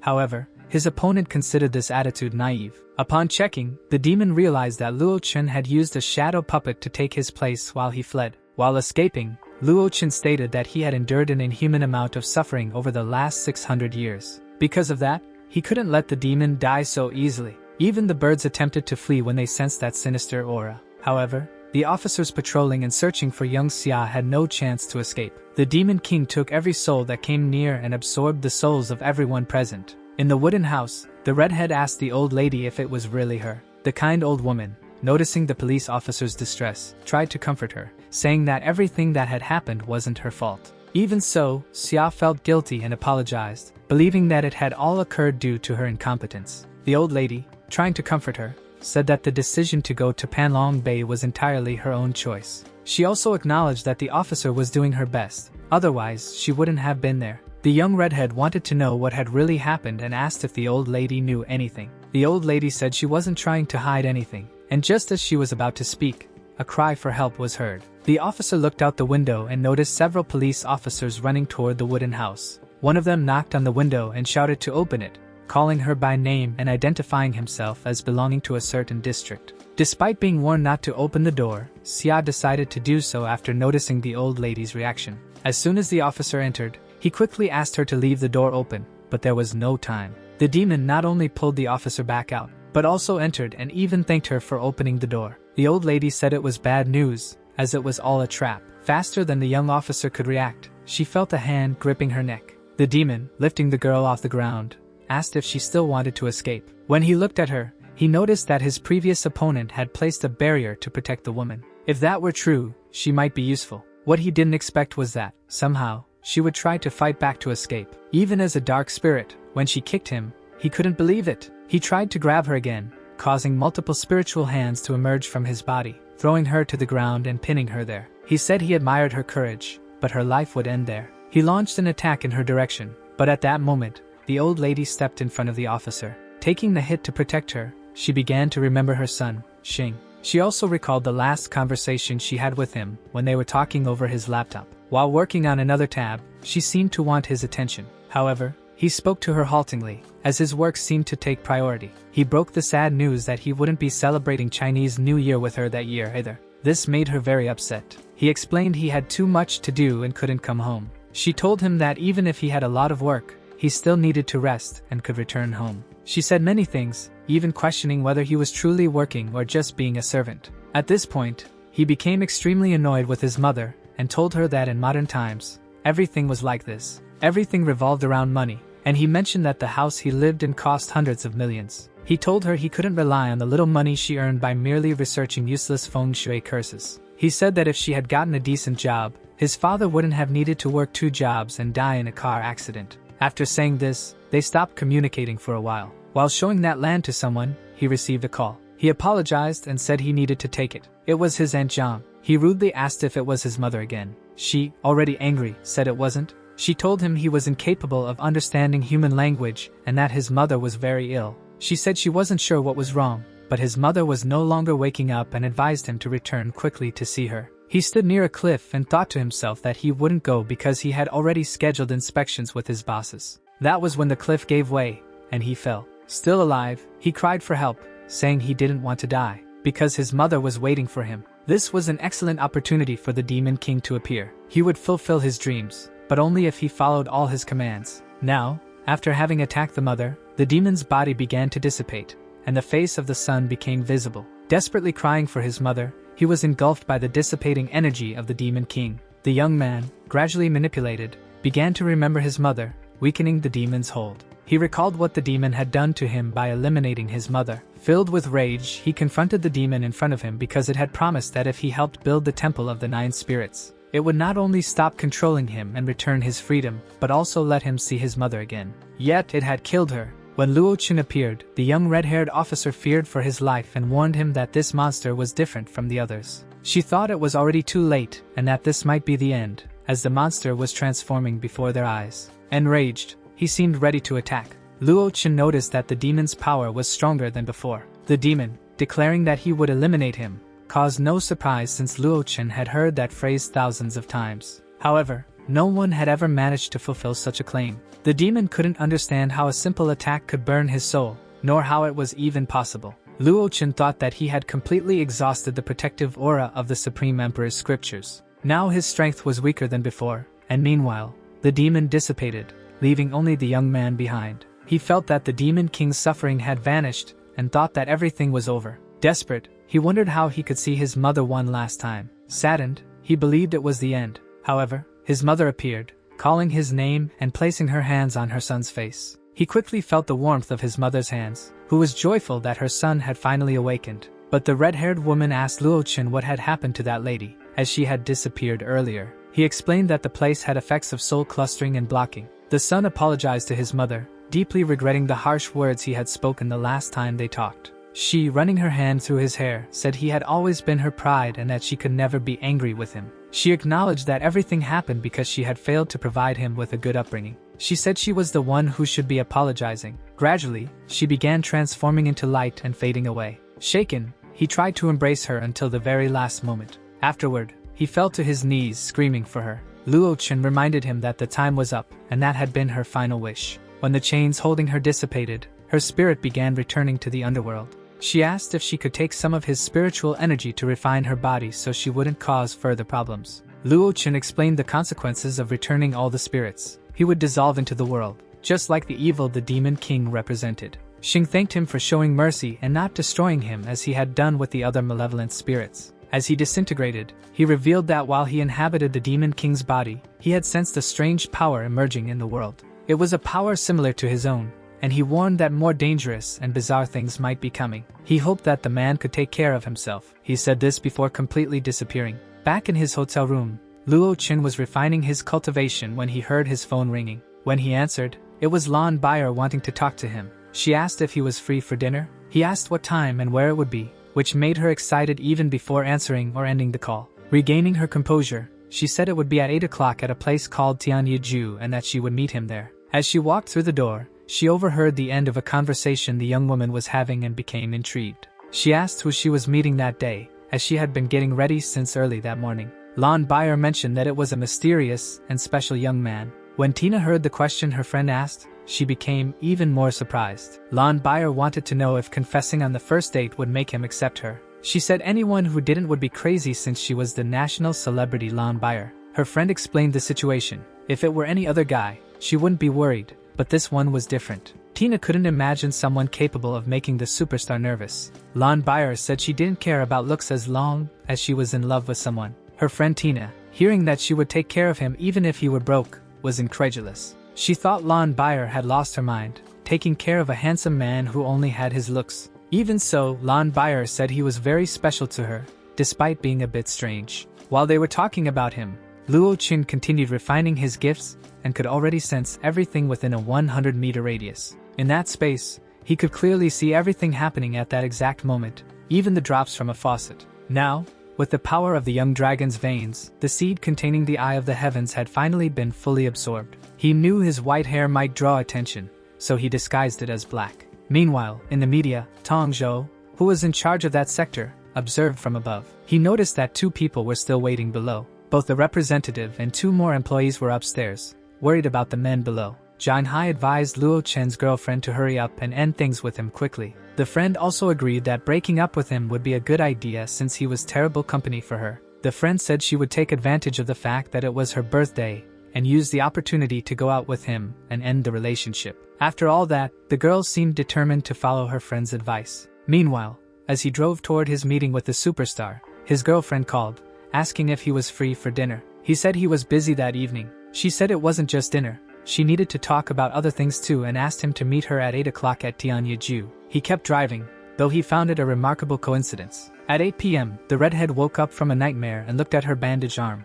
She glanced at the clothes on the floor, wondering if everything from the previous night had really happened or if it was just a dream. When she looked toward her chest, she noticed some strange marks on her skin. Elsewhere, an interesting song played as Tianyaju buzzed with energy. As soon as Luo Chen arrived, he was stopped by one of his girlfriend's friends. She asked him where the gift he had bought for his girlfriend was. He asked her if it was her birthday, and she couldn't believe he had forgotten the date. One of her friends remarked that everyone at the company remembered, yet her boyfriend was incapable of doing so. However, he was only using her to get closer to the forces behind Chen Chao, which was the sole reason he had stayed with her until now. He apologized and said he had forgotten but offered to go out and buy her something if it was important to her. The friends criticized him, saying it was the first time they'd heard of someone buying a gift at the last minute. Xiaoman told him it wasn't necessary, that they were breaking up, and he simply replied, "Okay." She couldn't believe what she had just heard and asked him to repeat himself. Once again, he said, "Okay." She found it impossible to believe that someone could be so indifferent toward her. She thought he should be on his knees, crying and begging not to be separated from her.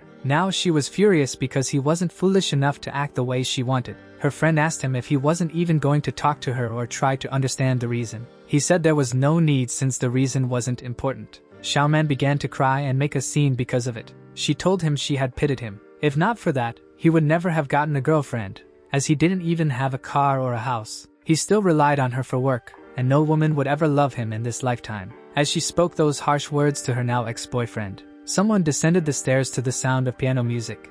A superstar, more glamorous than ever. She said that if she liked someone, it would be for their knowledge, temperament, character, and height, but not for superficial things like cars, money, and gifts. As for gifts, she wondered why the superstar was even there. Looking at Luo Chen's ex-girlfriend, she said that otherwise, it wouldn't be a relationship but a monetary transaction. And for that, there would be no need to be in love. Xiaoman, angry, asked what she was talking about. The superstar approached him and said she had a few things to tell him, motioning with her fingers. She requested a microphone and, addressing everyone, declared that she admired his cold demeanor. She liked how he handled her tricks with quick responses. The competition for him was so fierce, and she wanted to walk by his side. She said they didn't need to walk far. The next stop was happiness, and she extended her hand to him. The envious friends of his ex-girlfriend couldn't believe a superstar was confessing her feelings to him. Looking at Xiaoman, the superstar made it clear that this was all she wanted to say. She stated that he was such a good man that she couldn't even chase after him, yet she still didn't want him. Xiaoman took the opportunity to cause a scene, shouting that he had been cheating on her for a long time. Her friends also noted that it seemed everything had been planned and that the two of them were just accomplices. Luo Chen, annoyed at seeing that she had crossed the line, walked up to her. He asked if she wanted them to be the center of attention between her and Chen Chao, because if that was her preference, he could expose it whenever he wanted. This made her tremble. She screamed at him not to do it, and under everyone's gaze, tried to defend herself. Her friends came to her defense, saying that a man should not verbally intimidate a woman. Even with his arm broken, he said that if Luo Chen had the courage, he should exchange a few blows with him. He added that he would let Luo Chen leave if he could hit him at least once. Otherwise, he shouldn't even think about leaving. Luo Chen, turning his face away, said he wasn't interested. The man assumed he was scared. He lunged, trying to strike Luo Chen, saying it was too late now, but Luo Chen had already lost his patience. He remarked that people like him, who fainted after the first blow yet still talked too much, were boring. Luo Chen simply turned away and went back to Lan Bayer, leaving his ex-girlfriend unable to believe what was happening. Everyone gathered around the Sanda champion, asking him not to scare them like that. Zhang Hai stopped him and said that, as the marketing department manager, he would fire Luo Chen. Lan Bayer, furious, said they had no shame because it was clear that the stupid guy had started the fight. The man told her to stay in her place because he was the department manager and her direct superior. Luo Chen asked if direct superiors could fire subordinates without reason. He handed his phone to Lan Bayer and told her to send the address and let them know he was waiting. The marketing manager thought it was nonsense for Luo Chen to grab his phone to call someone for help. A red-haired woman in the back asked if Luo Chen was there. One of the ex-girlfriend's friends approached the policewoman and said she had arrived at the right time. She told her that the man had assaulted someone, was vulgar, and they should hurry to apprehend him. The officer approached him and asked if he had hit someone. Before he could respond, Lan Bayer stepped between them, saying those people were malicious. The officer didn't even hear what the woman said. She was more curious about what a big celebrity was doing there. The department head also wanted to speak and asked the policewoman to listen to him. He insisted that, at the very least, she should arrest Luo Chen. She firmly stated that this wasn't her jurisdiction, emphasizing the police had strict rules about jurisdiction. She added that she was there for a different reason. When he asked if she was looking for him, she confirmed. She clearly stated that she wanted to live with him, leaving everyone there confused. The comment shocked everyone present. Luo Chen simply replied that they weren't close enough for that. She tried to explain that wasn't how she meant it. Xiaoman just wanted to stay by his side, thinking it was only for her safety. Lan Bayer asked the officer if she had grown accustomed to the privileges she had. Everyone there found it intriguing to see two beautiful women arguing over one man. It was very exciting. Xiaoman thought the two women must be blind if they wanted a man she herself hadn't wanted. Quicker than a shadow, the manager presented himself to the company's owner. However, before he could reach him, the marketing head stopped him. Even so, he ignored his subordinate and went directly to the boss, apologizing for the delay. Luo Chen pointed at the marketing manager and his two assistants, demanding they all be fired. The woman seemed hysterical, asking who he thought he was to try to fire someone like that. But something was off, and Zhang Hai noticed it, asking how the manager had referred to Luo Chen earlier. The manager confirmed that the man before them was the company's owner and asked if there was a problem. The employee's boldness knew no limits. She claimed that if there were an issue, she would know about it. To silence the overstepping employee, the manager simply showed her documents on his phone. After displaying the electronic contract, he told her to open her eyes and take a good look. The revelation hit the ex-girlfriend like a punch. She had no idea he was wealthy. Had she known, she wouldn't have broken up with him. Acting hastily because of thoughtless women, she made a mistake. The marketing manager knew it was the end for him, as he had announced to everyone that he would fire Luo Chen. He discreetly told the employee that he had already informed the department, and they could come by in the morning to pick up their dismissal notices. Frustrated, she screamed at Luo Chen,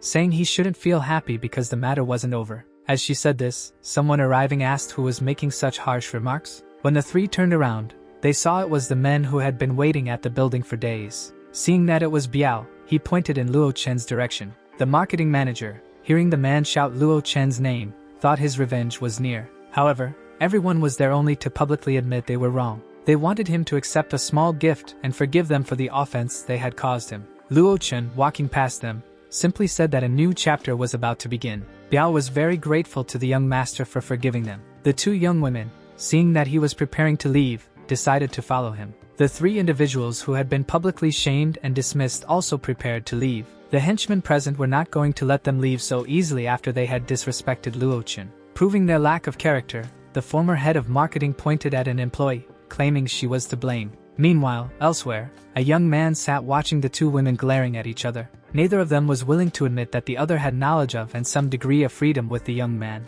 Both turned simultaneously, trying to get his attention. Things between the two escalated quickly, and the atmosphere grew tense. Luo Chen felt compelled to put an end to it, and asked if they didn't have anything better to do. Xia said she needed to stay with him a little longer, but Lan wanted the same thing. Lan informed her rival that it wasn't appropriate to stay with someone she wasn't familiar with. In response, the redhead said she wasn't the only one relying on him and had sought Luo Chen for business matters. But the charming pop star declared she had an appointment with the man, scheduled in advance. Heading toward the door, he said that if either of them had anything else to discuss with him, they should leave. This left Xia panicked, and she explained that after the previous night, her body had become strange. The romantic superstar couldn't believe what she was hearing and tried to piece together the situation. However, the redhead noticed her rival's reaction and clarified that it wasn't what she was thinking. The blushing young woman insisted she wasn't thinking anything and told the redhead to stop spouting nonsense. She would never think ill of him. She knew he wasn't the type of person to behave inappropriately around women.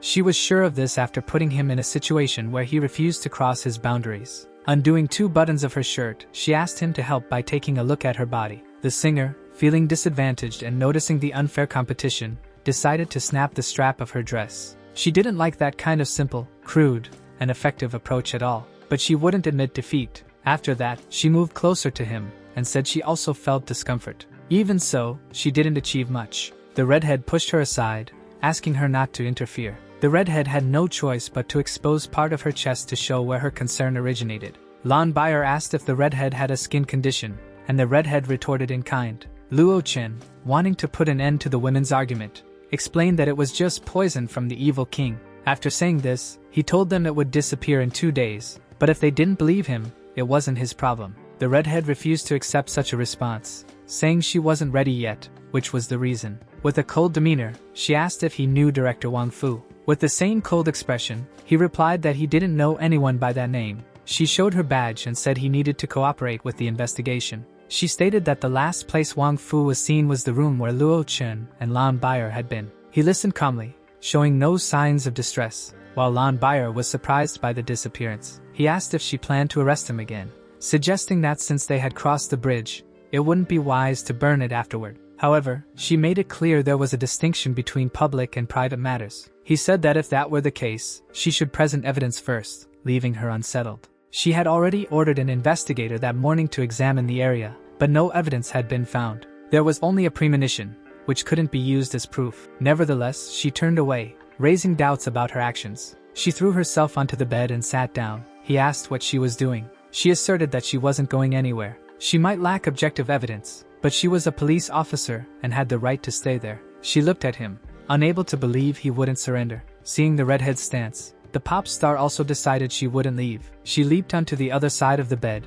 and declared she would stay as well. He knew that before lifting the restrictions of the Emperor's scriptures, the pure young body must remain unharmed. He was out of patience to care for her, so he decided to let them do as they pleased. While each of them slept on one side, he stayed in the middle, cultivating to improve his abilities. However, he was interrupted by the sound of the doorbell. Someone was at the door, urgently needing help. It was his student, Miss Yi, who seemed distressed and very desperate. The 2 women lying on his bed quickly woke up and immediately imagined that a third would be joining them. Luo Chen asked his student what had happened. Still shaken, she explained that the problem was with her grandfather, but she hesitated for a moment, glancing into the room and noticing 2 women in comfortable sleepwear. It crossed her mind that her teacher might be having fun while the girls tried to eavesdrop on their conversation. Luo Chen told her to focus back on him and explain what had happened to her grandfather. She said her grandfather had been attacked, was badly injured, and that she had come to ask her teacher for help. Calmly, he asked her to show him the way. She felt relieved.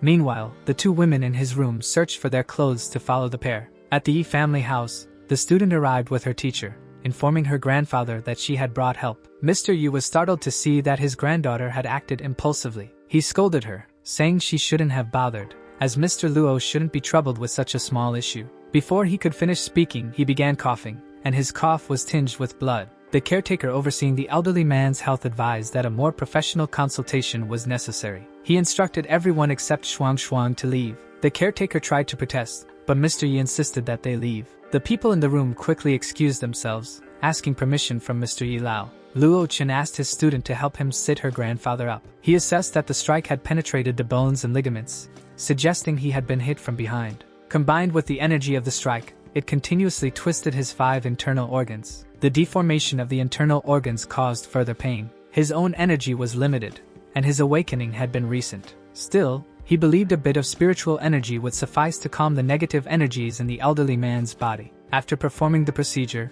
he informed them that the injuries were healed but that he needed to rest for a few days. Only then did he ask Mr. Yi what had happened. Yi Lao explained that it all started long ago, when he was young and healthy and had offended some people. The previous night, as he returned from the company, someone had approached him just as he was about to enter his car. Luo Chen, hearing the story, deduced that the person couldn't be harmed even by bullets. Yi Lao described the man as someone capable of naturally fortifying his QI, similar to what Luo Chen had done in the past. This piqued Luo Chen's curiosity, and he expressed a desire to meet the master capable of blocking bullets. Luo Chen stated that since his student's 3 uncles had been abducted, there was likely a condition to negotiate. Mr. Yi then suggested bringing Luo Chen to those people, thinking he should seize the opportunity. However, He revealed he had been threatened with the lives of his 3 sons and felt compelled to address the injustice. Although he acknowledged Luo Chen's strength, he didn't want him involved, fearing it might be too dangerous. Luo Chen disregarded his concerns, confident that there was no issue even if the opponent seemed stronger. The elderly man,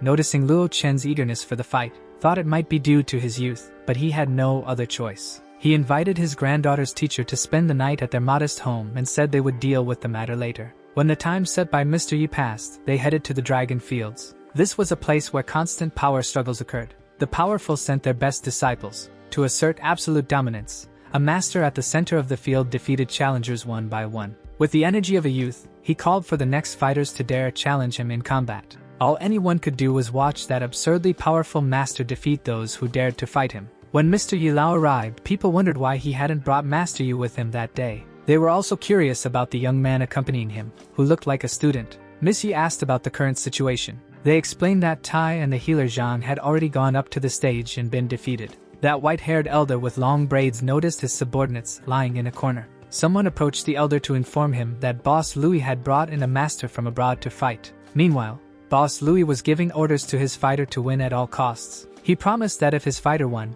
he would earn a lot of money. Louis believed his fighter would defeat the man on the stage, making him the supreme leader. At the center of the stage, the master was asking if there was no one else left in Tongzhou. They were already sending foreigners, but it made no difference to him who they were or where they came from. When the foreign fighter tried to approach and strike the wise master, the master simply dodged, showcasing his superiority and leaving the foreigner frustrated. The fighter asked the master if dodging was all he could do, but the master just passed by him. That was enough for the foreign fighter's life to leave his body. Before his body even hit the ground, the master was already looking for his next opponent. This left Boss Louis, who had thought he would become the supreme leader, extremely upset. Everyone present was stunned to see the foreigner defeated with a single strike. Some hadn't even seen the blow. However, the protagonist, Luo Chen, had been watching closely and found the situation intriguing, though he didn't think much of the master. As the master passed the foreigner, he used finger strength to strike the softest part of the neck, taking his life. This was something Luo Chen's eagle eyes had caught,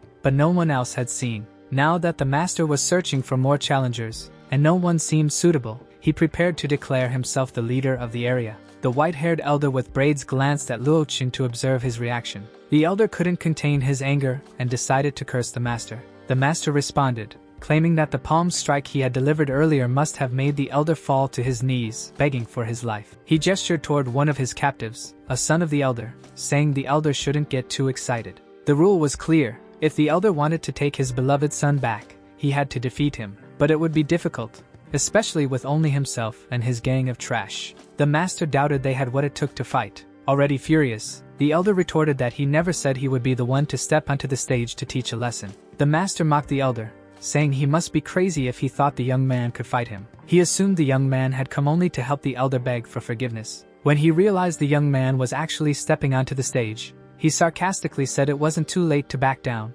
calling him a boy with a lot of courage. He added that he didn't eliminate small fry without at least knowing their name, and would give him a chance to say it. Luo Chen, the great protagonist, looked at the elder with disdain and said he would never reveal his name, not to someone who hadn't proven themselves worthy. Hearing these words, the master in the arena grew interested in fighting. As the master was telling the young man he could start, Luo Chen was already close enough to deliver a single, fatal blow. The master, standing at the center of the stage where he had performed many displays of power, had no time to react. Luo Chen moved so quickly that he struck the master, sending him flying to a great height. The master's lifeless body could be seen from one of the towers, frozen in place because the blow was powerful enough to be fatal. That sight left everyone present in awe. If the strongest man there had been defeated, who could possibly stand a chance? Thus, everyone came to believe that Lord Luo Chen was undeniably the best fighter in that place. Opinions varied between those who feared his overwhelming strength and those who admired him. But everyone agreed it had been advantageous for the elder to have brought the young man to resolve everything.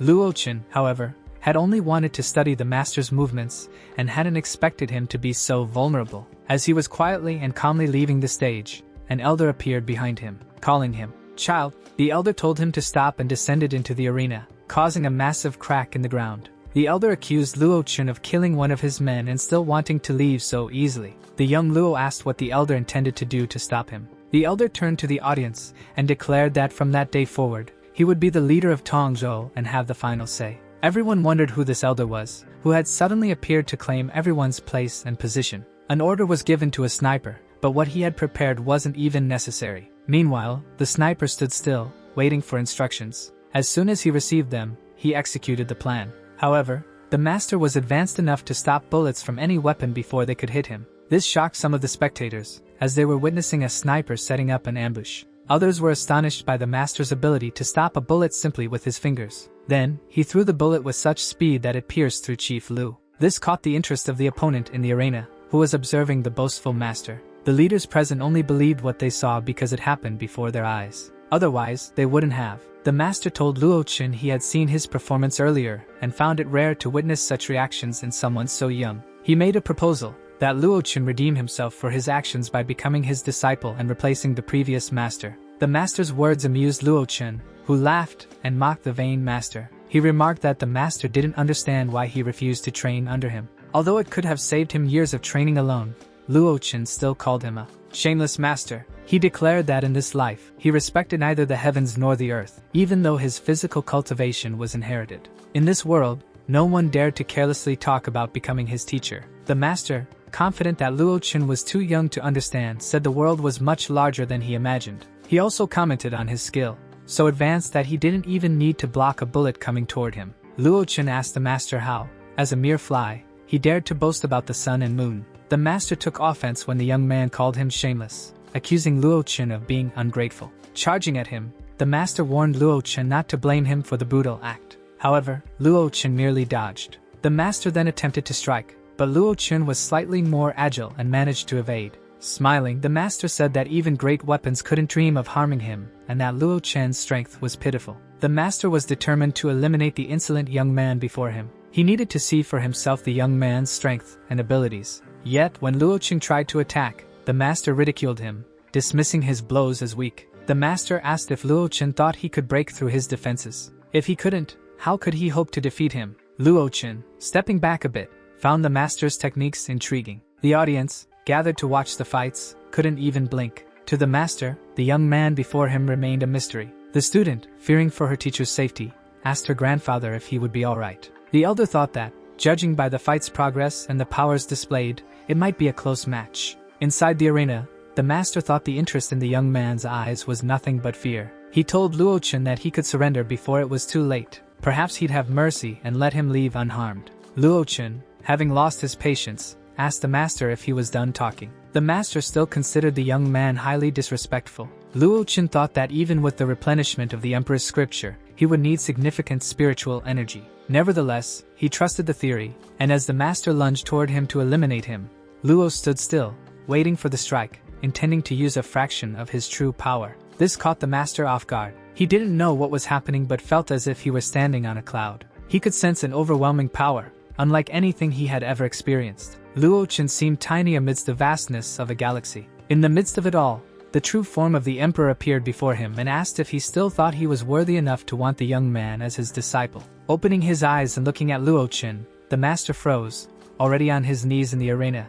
sweating and trembling. He asked who the young man was. Everyone witnessed the master's unexpected reaction, kneeling and looking up in terror. Meanwhile, his opponent simply stared at him, poised to deliver a fatal blow. Before striking the elder, Luo Wuji told him he wasn't qualified enough to know who he was. With a single move, rain began to fall in that place. Everyone watched as the master simply turned into nothingness. It was as if red rain was falling from the sky, and everyone thought he could no longer be considered human. Mr. Yilao believed he was too young to possess such absurd and surreal strength. Thus, it became clear to everyone present the true power of the young man. Many gave him a standing ovation, calling out his name and offering support for anything he might need. After the commotion, he prepared to step down from the stage, the arena built for fighting demonstrations. But before leaving, he noticed something on the ground, and it was exactly what he had thought. It was a spiritual wave generated by Wan Yangyun, emerging from the seed he had tended. Perhaps he had been able to block the sniper's bullet thanks to that item, and he would later check if it had enough energy. If it did, it would count as a profit, enough to replenish the Emperor's structure's energy. Someone commented that they had just pulled Luo Wuji's record and asked the boss to take a look. The boss instructed them to notify Fei Long and demanded that they eliminate the man within 3 days. After everything, Luo Wuji stepped down to join Mr. Yi and his student. There were several people there, very pleased. One of them said that now the young man had shown the world who the true martial artists were. He told Luo Chen that if he ever faced business problems, he should let him know, and Guan Kun would take care of it. With that, Yi Lao asked everyone if they thought he had grown too old and weak to protect them. Realizing they had underestimated Yi Lao's power, they quickly apologized. Yi Lao also stated that, as everyone had seen, Luo Chen had great talent and wouldn't need anyone in the future. He remarked that if they couldn't handle Luo Chen, Xuan could manage him with just her body. And he added that all men who saw her wouldn't be able to keep their legs steady. The grandfather, realizing they were speaking disrespectfully about his granddaughter, decided to teach them a lesson. The young woman, in turn, thanked the teacher for helping her family, knowing she could never repay him. He mentioned that, by chance, there were things he needed the Yi family's help with, and she readily offered assistance. However, the place was very noisy, so he suggested they go somewhere quieter. They walked a little further, and he explained that he needed properties with some land under development. He mentioned a caveat: the land was small. He said he wanted to use the company to secure a loan because he needed 1 billion. Initially, the young woman thought it was a lot, but knowing it was for him, she didn't see a problem. Her grandfather would undoubtedly agree to any request he made. She asked what else he needed. He requested that they organize an event to promote a contest for the rehabilitation of Panlong Wan. Meanwhile, Fei Long was feeling very irritated. When he got into the corporate car, he almost broke the door. The person beside him asked him to be gentler with the car, as it didn't belong to him. He was baffled, wondering who this Luo Chen Xiao guy was. The person with him said the bosses had their reasons for involving Luo Chen, but Fei Long questioned what those reasons could be. He said he could understand if they were meeting someone known for their intelligence, as they could assess their high IQ. Showing the young man's photo, he asked how someone with chicken legs could be considered a fighter. He was confident that with a single punch, he could defeat Luo Chen and might even say so when they met. She agreed but noted that she couldn't officially allow him to do such a thing. Now, Luo Chen was examining the necklace he had taken from the master after defeating him. He thought that after one night at Panlong Wan, the seed would recover once awakened. He was considering a way to cultivate power. The problem, however, was the lack of sufficient spiritual energy on the land. The scriptures he recovered were nowhere near the level of energy he was using, but with the help of that seed, it would be better. He could easily use it to block attacks from common weapons. His thoughts were relaxed when there was a knock on the door. Fei Long found himself facing a woman and a man who said it was a pleasure to meet him, even though they didn't want to disturb him. Directly, he asked who they were. Immediately, Fei Long started to size them up. The woman said they were there to talk to him and could discuss matters if he allowed it. However, Luo Chen first wanted to know who they were. The woman replied that she had many eyes watching. As he began to close the door and turned away, the man with her held it open. The man, forcing the door open, remarked that this guy thought he was the king of the hill and seemed overly confident in his strength. He said it would be good to have a little fight with him. If he won, he would reveal his identity and apologize. He asked if the young man had the courage to accept. Luo Chen turned and told him he could begin. However, his companion said he shouldn't do it and tried to hold him back. But Luo Chen reassured her, saying he wouldn't go too far and didn't want to hurt anyone. He just wanted to prove he was stronger. As soon as the man attempted to strike, the barrier Luo Chen created around himself threw him back.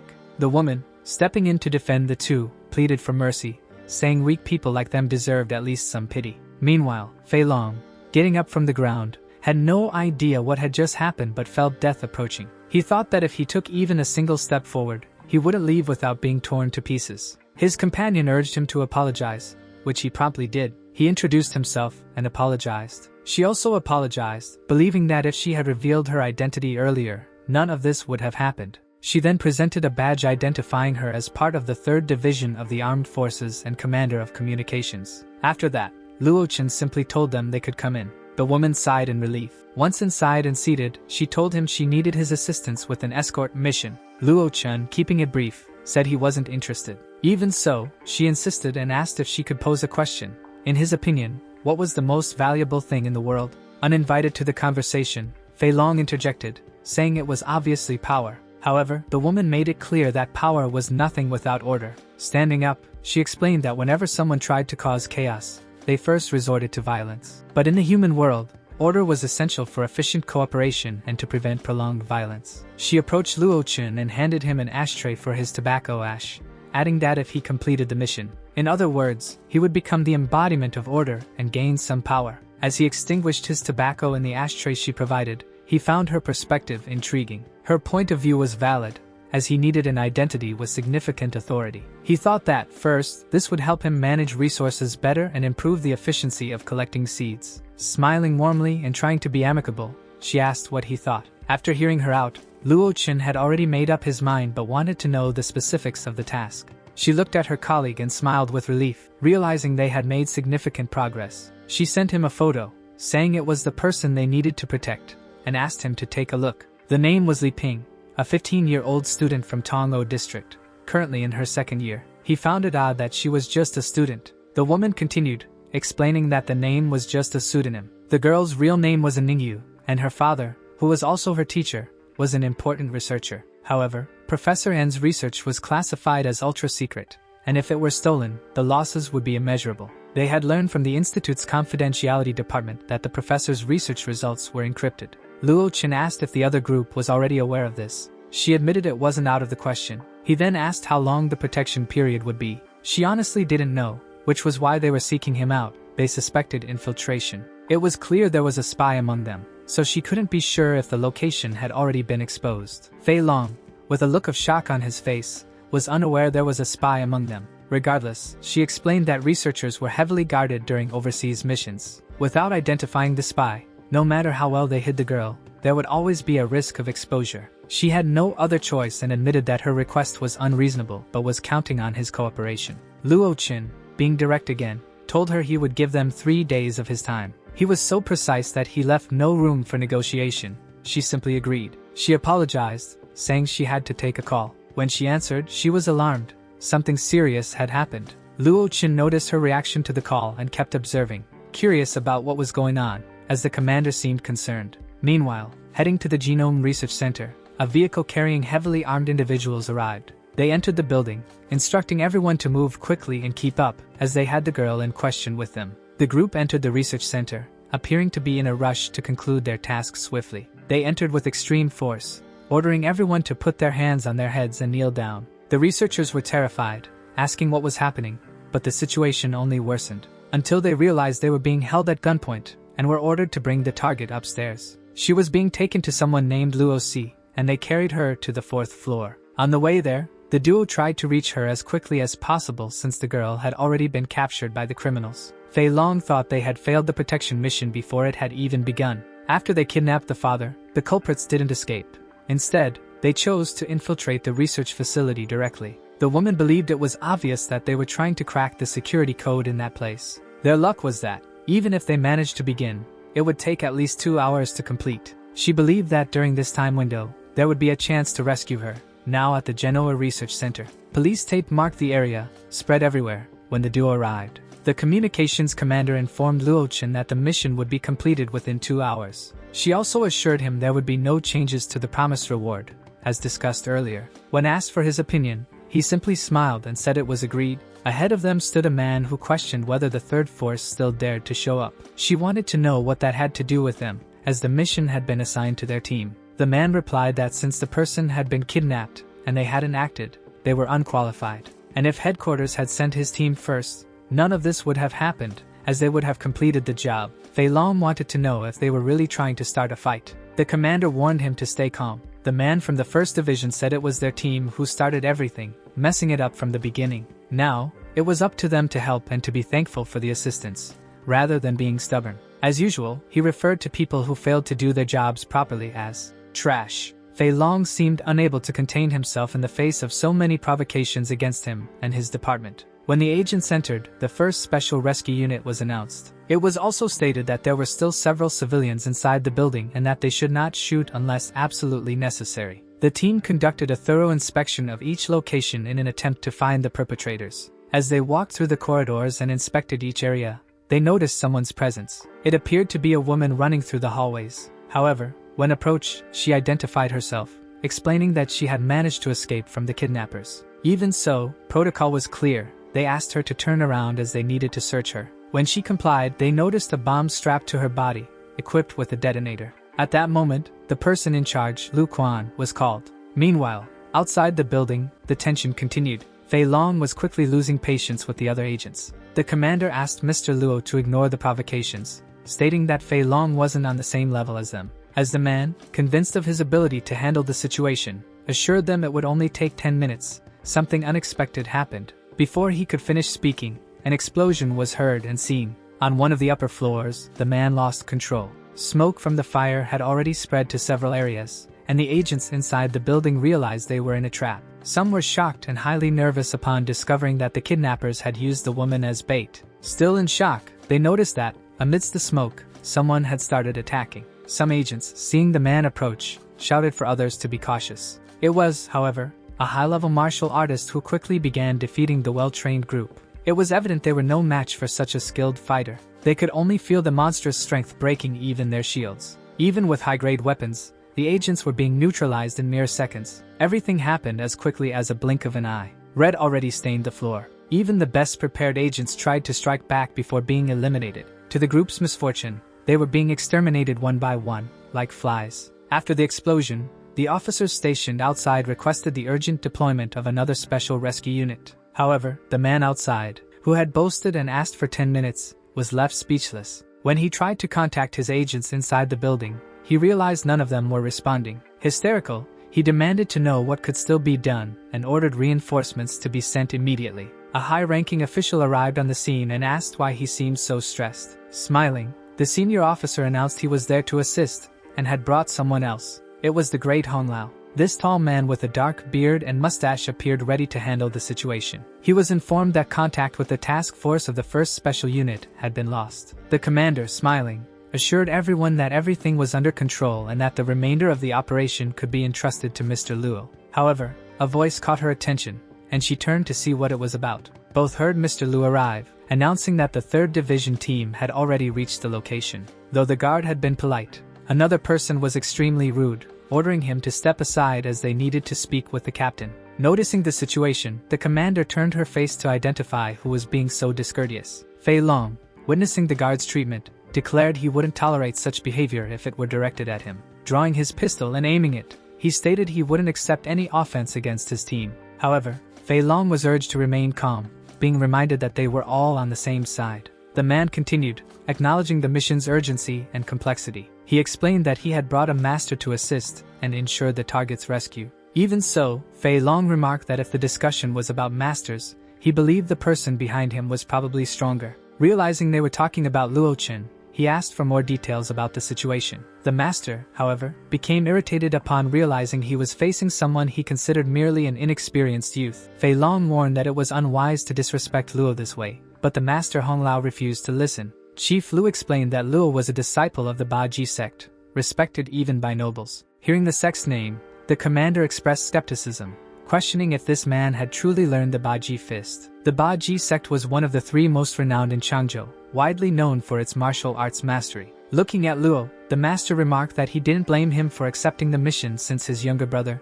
Quan, had led it before. Still, it was stated that the task was something an inexperienced person like Luo could never endure. Luo, interested in new challenges, asked the master if he truly believed it was impossible for him to accomplish such a feat. The master laughed so loudly that it made those present feel something was amiss. Then, he ordered a cup of hot tea to be prepared for him. The drink was quickly made to Master Hong Lao's taste, who requested it be held for him instead of being handed over. He declared that before the tea cooled, he would bring back the girl in question. To him, it was just a matter of waiting and watching. He compared the situation to the legendary episode where Guan Yu defeated Hua Xiong while the wine was still warm. Now, he said, it was his turn to act. Meanwhile, the commander asked Luo Chen if he would like to change clothes. The kidnappers, seeing the master enter through the front door, considered him bold. Despite that, they commended him for his courage and asked if he had come alone. The master replied that he alone was enough to handle the situation and was confident of his victory. Outside, they checked whether the tea was still warm. Someone remarked that the tea had already cooled and questioned why the master hadn't returned yet.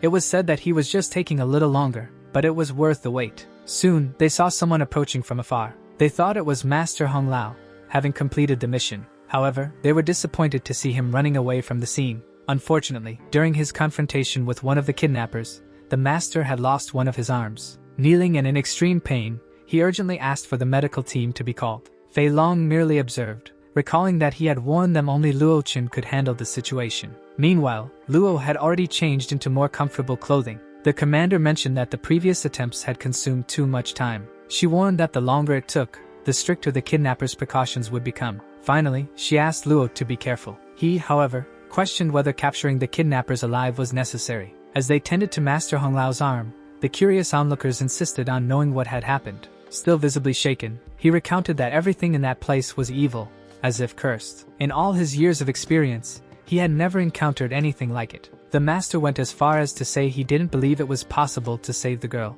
However, with 1 hour remaining, he questioned what they should do since the third armed force had sent someone else. Hearing this, Honglao realized they were placing more trust in a young man than in him. He believed they were underestimating the situation, convinced the young man couldn't handle it. While these discussions took place outside, Luo Chun walked through the corridors, determined to confront the threat that had terrified the master. Meanwhile, the problem seemed to follow him. Outside, Honglao insisted that those inside the building were literal monsters. He claimed to have felt their monstrous presence during the confrontation. Luo Chun then encountered the supposed monster, who sarcastically commented on how they enjoyed facing enemies one by one. The young man smiled as he heard the figure ask if he had come to save his grandfather. After handling that minor obstacle, Luo Chun continued on his way. In the corridor where the girl was being held, the security was tight, both inside and out. The electronic display showed that 80% of the analysis had already been completed. The kidnappers were confident as the procedure seemed to be progressing successfully ahead of schedule. However, they noticed the arrival of a strong man,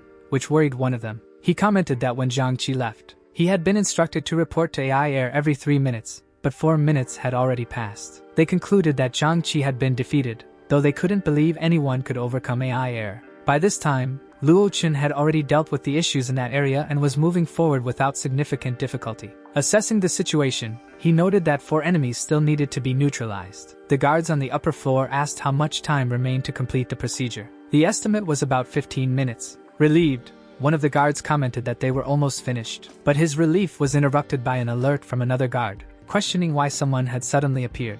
They soon received information that AI Air had been defeated and deduced that someone had advanced to confront them. They believed they wouldn't be able to hold off the intruder for long, considering even their strongest fighter couldn't resist. Even so, they knew they had to try, as failure in their mission would mean being fed to the fishes by their boss. As they debated, Luo Chun appeared before them, advancing and eliminating any obstacle in his path. The guards were terrified, as they hadn't expected him to arrive so quickly. Despite being heavily armed, none of the bullets fired at him managed to hit, making the situation even more desperate. They quickly realized they were up against the high-level Grandmaster. With a simple movement of his hands, he deflected the projectiles fired at him, causing significant destruction. In no time, Luo Chun reached the room where the girl was being held hostage. However, it was all a massive trap, as someone on the upper floor awaited the perfect moment to ambush the unsuspecting intruder. Master Honglao bluntly declared that even if his senior were present, there would be no guarantee of a successful rescue. Boasting,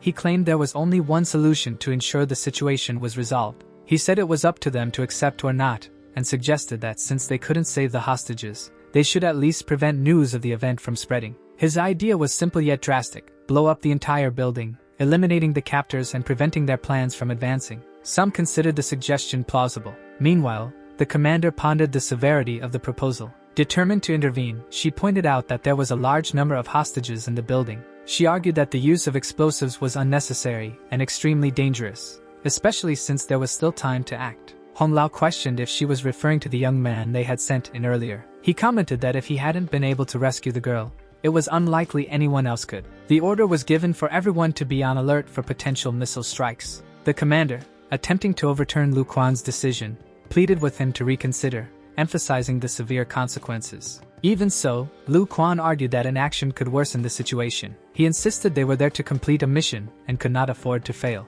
The commander's gaze was filled with contempt and disgust at the man's rigid stance. With the missiles ready, Lu Quan authorized the launch. However, a mysterious barrier prevented the building from taking any damage, leaving the explosion confined to the exterior. This caused a great commotion among those watching the scene from outside. Soon, they spotted someone emerging from the building.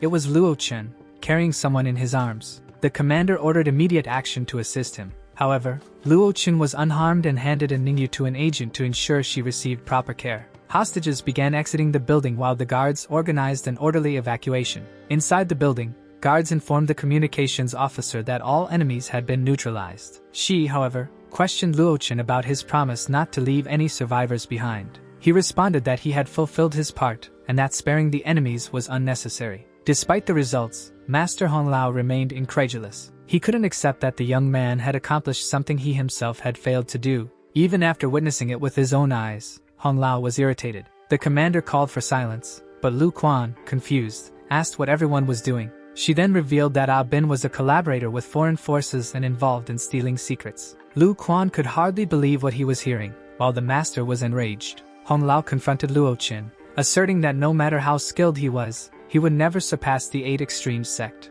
To him, Luo Qin was nothing more than a novice. Out of patience, Luo Qin struck the master across the face, silencing him for his arrogance. On the ground, Hong Lao cursed him, calling him a bastard and accusing him of sealing his own doom. Staring at him, Luo Qin asked how he dared to speak of doom in his presence. Hong Lao warned that the Ba Ji sect would never let Luo Qin escape. He then attempted to display his prowess with the 3 swords and 16 daggers techniques. However, the strike he received this time was even more intense and threatening. The commander intervened, asking Luo Qin to restrain himself and spare the man's life to avoid future complications. Fei Long, showing quick reflexes, handed Luo Qin a phone, informing him that the call was for him. Surprised, Luo Qin saw the name, Father, on the call and was completely stunned. When Luo Qin picked up the phone, he immediately heard a stern voice on the other end asking if he was listening. Adjusting the phone, he began speaking, trying to confirm if it was truly his father on the line. The father's irritated voice demanded to know why it had taken him so long to answer, insisting he be honest. Luo Qin then asked where his father was. He replied that he was at Xiuman's house and asked Luo to get there as soon as possible. As soon as the call ended, Luo Qin began recalling past events, memories that had always haunted him. Thought about how everything had affected his father after he was deceived by Xiaoman, his ex-girlfriend. The feeling of guilt consumed Luo Qin, as he knew much of his father's suffering was the result of his own mistakes. Even so, his father always insisted that he was not to blame. He said Xiaoman had simply taken advantage of his naivety to deceive him. Trying to appear strong, his father stated that he had faced similar situations before and would overcome this one too. Shortly after, during the winter, Luo Chen's father started working as an employee at the company that was once his. The other employees mocked him, mentioning how someone who had been the owner was now just a subordinate. Rumors quickly spread about the son who had been deceived and who, on top of that, had a disability in his arm. Despite this, Luo Chen's father didn't mind and remained content with receiving his paycheck at the end of the month. Luo Chen, with his permanently injured arm, couldn't do many types of work, so he dedicated himself to recycling materials. At that time, he eagerly awaited the arrival of the following spring, when he could sell everything he had accumulated to pay off debts. However, one night, he found it strange that his father was late. It was almost midnight, and he hadn't returned home. Worried, he went out to look for him, walking through the deserted streets. From afar, he spotted a commotion. Anxiously, he approached quickly and was terrified to see police cars and a crowd gathered. Desperate, he asked the people to move aside because he needed to know what had happened. The police warned him, saying that if he wasn't involved, he shouldn't get too close. But when he saw what had happened, his eyes filled with anger and sadness. He remembered that earlier, his father had promised to bring dumplings to celebrate the Lunar New Year. Now, he was standing before a crime scene, and his father was part of it. All he could do was watch, powerless. This tragic moment was one of the worst in his past life. Even after being reborn, he never fully overcame the trauma.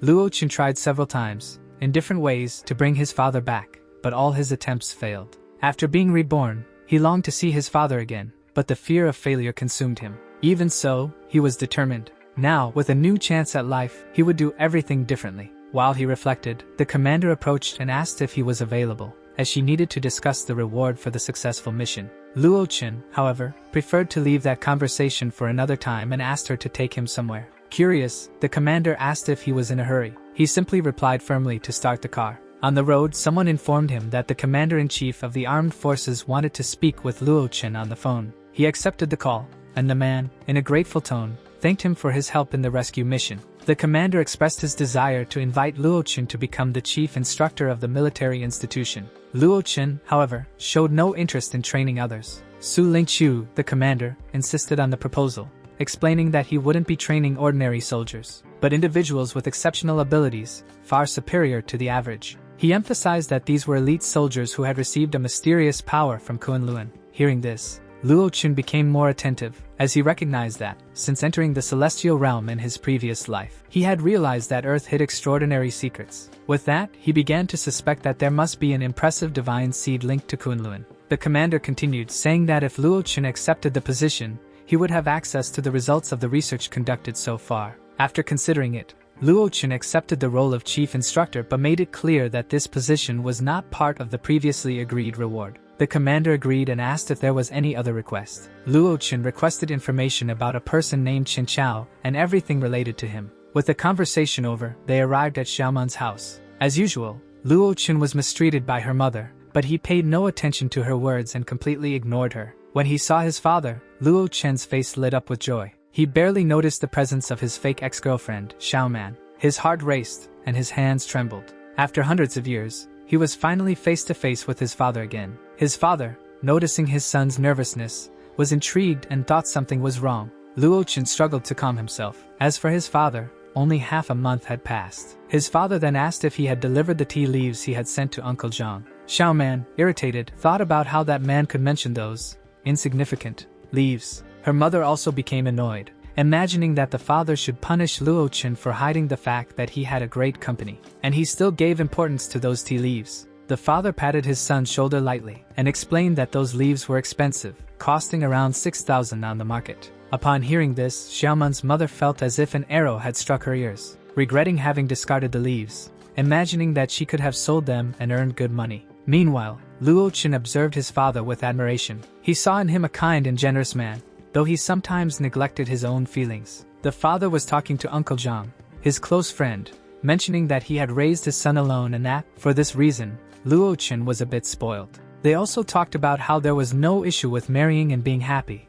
laughing and agreeing about the future of the daughter and the young man. However, Xiaoman's mother seemed more concerned about the house where the married couple would live and stated that she would take care of all the plans. Since her daughter didn't know much about how to proceed, the two friends, already under the influence of alcohol, looked at the young ones and considered them a beautiful couple. Luo Wuji, on the other hand, thought about how, in the previous life, his father had a good impression of Xiaoman, partly because he was a close friend of Uncle Zhang. Now, he sought a way to expose Xiaoman's true face, revealing her lies and manipulating the circumstances for her to incriminate herself. Meanwhile, Xiaoman brooded over the fact that Luo Wuji's father was a significant figure to him, planning to use that to her advantage. Still, she was bothered by the idea of losing the toy she considered Luo Wuji to be. However, the current Luo Wuji paid no attention to her attempts. From her expression, Luo Wuji seemed to be able to read her thoughts. For a moment, he gave her a sharp look. She, surprised, disguised her reaction and remained quiet in her corner. The day of the recruitment meeting at Panlong Wan finally arrived, and, as expected, many people attended. The enthusiastic young woman asked the teacher to inform her about Luo Wuji's need to attend this meeting. Meanwhile, at a property sales session in Qingnan, Luo Wuji's father was on the phone with his son. He explained that Xiaoman's mother had asked him to accompany her on a visit to some houses that day. The father promised to send the location to Luo Wuji as soon as he finished the task. During the negotiations, it became evident that Xiaoman's mother's greed grew with each property visited. She practically ignored Luo Wuji's father, treating the matter of the future married couple's house as something exclusive to her and her daughter. When it came time to decide on a property, Luo Wuji's father expressed dissatisfaction and suggested looking elsewhere. The woman, irritated, murmured that the property wasn't even that expensive and started complaining, while Xiaoman tried to calm her down. The group headed to the development zone, where they observed some properties. The location was exquisite, and the realtor, very polite, enthusiastically presented the properties. While the father and the realtor analyzed the options, Luo Wuji messaged to say he had finished his tasks and was on his way. Xiaoman's mother, exhausted, complained that this should be the last house they would visit. The realtor promptly took Luo Wuji's father's phone and calculated the total cost of the chosen property. After a few minutes, she informed him that the discounted price would be 74,000 yuan, with a triple down payment and monthly financing. Luo Wuji's father was surprised, as he didn't know how the price had been calculated. The realtor explained that the property chosen by Miss Xiaoman was the largest and best in the region, justifying the high cost. Xiaoman's mother, impatient, insisted that the amount wasn't high and that they had already visited 5 different places. Irritated, she began yelling, asking why he wasn't honest and didn't make the payment, mentioning his son's company. The father, confused, responded that he was unaware of any company, which made the woman even more annoyed. She accused the father of pretending to be ignorant and began complaining to her daughter, saying she was being deceived by her boyfriend. She also said that both the father and the son appeared to be men of no worth. Tired of the rudeness,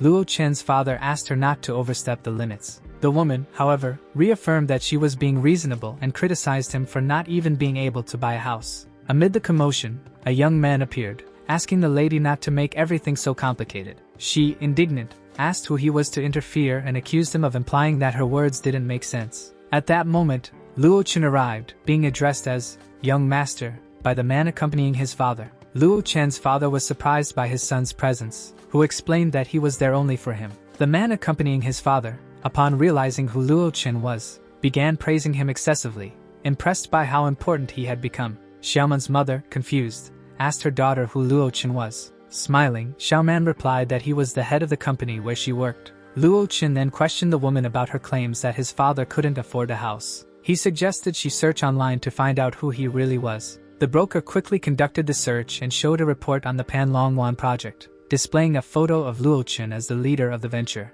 The man then explained that all the planned houses in Panlong Wan were the result of Luo Chen's work. Xiaoman's mother, stunned, finally realized that everything her daughter had said was true. Luo Chen really had a lot of money. Even so, she couldn't understand how he had become wealthy so quickly. Luo Chen's father, equally puzzled, asked his son for an explanation, to which he responded that the meaning of it all should be clear. Finally, Luo Chen declared that he and Xiaoman had already broken up. The revelation left Xiaoman terrified and speechless at what had just happened. Lan Bayer was at her residence, listening to music and getting ready in front of the mirror. Suddenly, she received a call from Tina, her friend, who said she had seen Luo Chen at a particular location. Immediately, Lan Bayer became interested and asked where her friend was. Tina promised to send the address, while elsewhere, Luo Chen's father was still trying to understand his son's sudden breakup. Luo Chen explained that even if he had explained it earlier, his father wouldn't have understood his situation and that he also had to consider Uncle Zhou's position.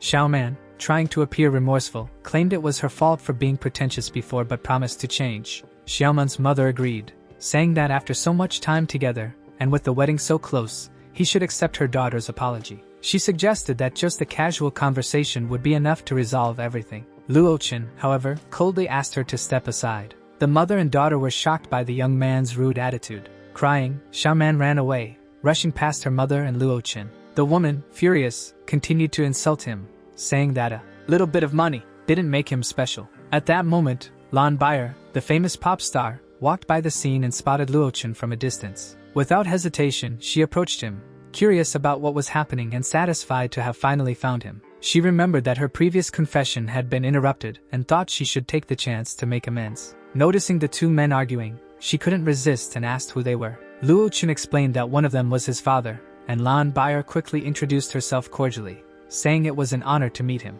Luo Chen's father was surprised to realize that such a famous celebrity also knew his son. Lan Bayer, thinking the other woman was an aunt, addressed her, saying that Luo Chen was amazing. Luo Chen clarified that the woman was actually Xiaoman's mother. Immediately, Lan Bayer apologized, explaining that she had mistaken the woman for someone else. She then complimented Luo Chen, telling Xiaoman's mother that her daughter was very lucky to have him as a boyfriend. Furious, the woman stormed off, yelling that everyone would regret it, while Xiaoman struggled with the inner turmoil caused by the situation. Luo Chen, suspicious, asked Lan Bayer if she had done that on purpose. Considering her judgment, it was hard to believe she hadn't noticed the truth. Lan Bayer responded lightly, pretending she had just acted the part, and asked Luo Chen and his father how her performance had been.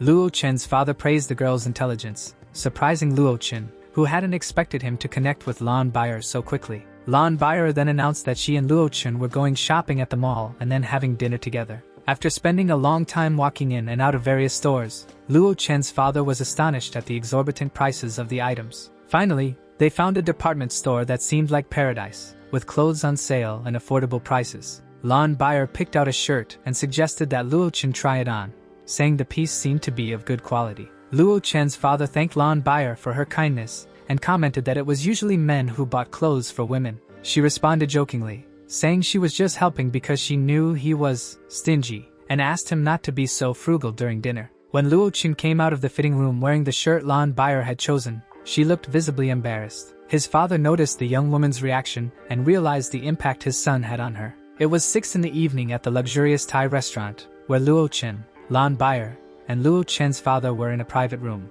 Upon opening the menu, Luo Chen's father began sweating at the sight of the exorbitant prices. The situation worsened when he noticed the side dishes section, finding everything excessively expensive, and considered suggesting another place. However, Lan Bayer, accustomed to luxurious environments and expensive dishes, didn't care about the prices. She reminded Luo Chen's father of the promise he had made at the mall, not to economize on food. Luo Chen also reassured his father, saying there was no reason to worry. Thus, he tried to relax. Meanwhile, in another location, Luo Chen seemed to be heading somewhere, passing by a bald man talking to Boss Chen. The bald man, known as Old C, was scolded by Chen, who told him to stop calling. In a video call, Old C said he was soaking his feet at Red Romance and seemed quite excited. He mentioned that after the meal, he would meet with Chen. However, Chen asked him to wait for a moment, as he had seen someone familiar in the background. Chen asked the camera to be adjusted to confirm his suspicion. When he realized it was Luo Chen, he was incredulous and furious. Luo Chen, unaware, was telling the restaurant attendant that he would check the bill personally. Meanwhile, Chen, filled with rage, told a subordinate that he had lost everything because of Luo Chen. He decided that something needed to be done, and Old C suggested a sinister scheme to harm Luo Chen. In the private room, Lan Bayer and Luo Chen's father were enjoying the meal. However, the atmosphere shifted when the father's phone began ringing. He asked them to enjoy the food while he took the call outside the room. Lan Bayer noticed the poor state of the phone and suggested that she and Luo Chen buy a new one for him. However, the man explained that he used the device only for calls and that, over time, he had grown attached to it. Outside, Luo Chen's father was discussing items stored outside the warehouse while Old C instructed a waiter to take action. The waiter, holding a tray, walked toward Luo Chen's father, who, distracted by his phone, didn't notice the plan. On purpose, the waiter bumped into him, causing an expensive wine glass to fall and shatter on the floor. The sound caught Luo Chen's father's attention, who immediately tried to resolve the situation amicably. He apologized to the waiter, calling him little brother, but the waiter took offense and reacted aggressively. While they argued over who was at fault, another woman got involved, trying to humiliate Luo Chen's father. She and another woman began criticizing his clothing, saying the logo on his shirt was wrong. Both demanded that he pay for the damaged drink to avoid lowering the restaurant's standards. Not wanting to cause trouble for his son, Luo Chen's father tried to resolve the situation by asking the price of the wine. Initially, the waiter said it cost 100 yuan, but noticing the confusion, he increased it to 1,000 yuan, clearly intending to humiliate. It was evident that a glass of wine couldn't cost the amount the waiter was demanding. Luo Chen's father asked to see the menu, but the waiter refused to show it. He insisted that such a thing couldn't be so expensive. The argument between the waiter, Luo Chen's father, and the interfering woman dragged on for quite some time. The conversation escalated, with the waiter accusing the man of stalling to avoid payment. The situation became so tense that it caught Luo Chen's attention, who noticed his father was in an embarrassing moment. Luo Chen and Lan Bayer were already preparing to leave the restaurant, as they had paid the bill for the private room. The son, curious, asked his father what was happening. The waiter then interjected again, asking if he was the man's son. The waiter accused Luo Chen's father of breaking the restaurant's property and refusing to cover the damages. The father, upset by the accusations, explained that it wasn't like that and that the waiter had bumped into him. Lan Bayer, noticing the situation, suggested to the waiter that it would be easy to check the security cameras. When he denied this possibility, she offered to pay the bill. The cost of the damage increased again, from 5,000 yuan to 25,000 yuan. Lan Bayer, annoyed by the situation, insisted that this wasn't a fair charge but rather a scam. Even she, who usually didn't care about prices, was irritated. Luo Chen, sensing that something was wrong and feeling uncomfortable with how his father was being treated, he asked the waiter to call the manager. The waiter, questioning who Luo Chen thought he was to deserve the manager's attention. The young man, with a firm look, challenged him and ordered him to call the manager immediately. The waiter walked away,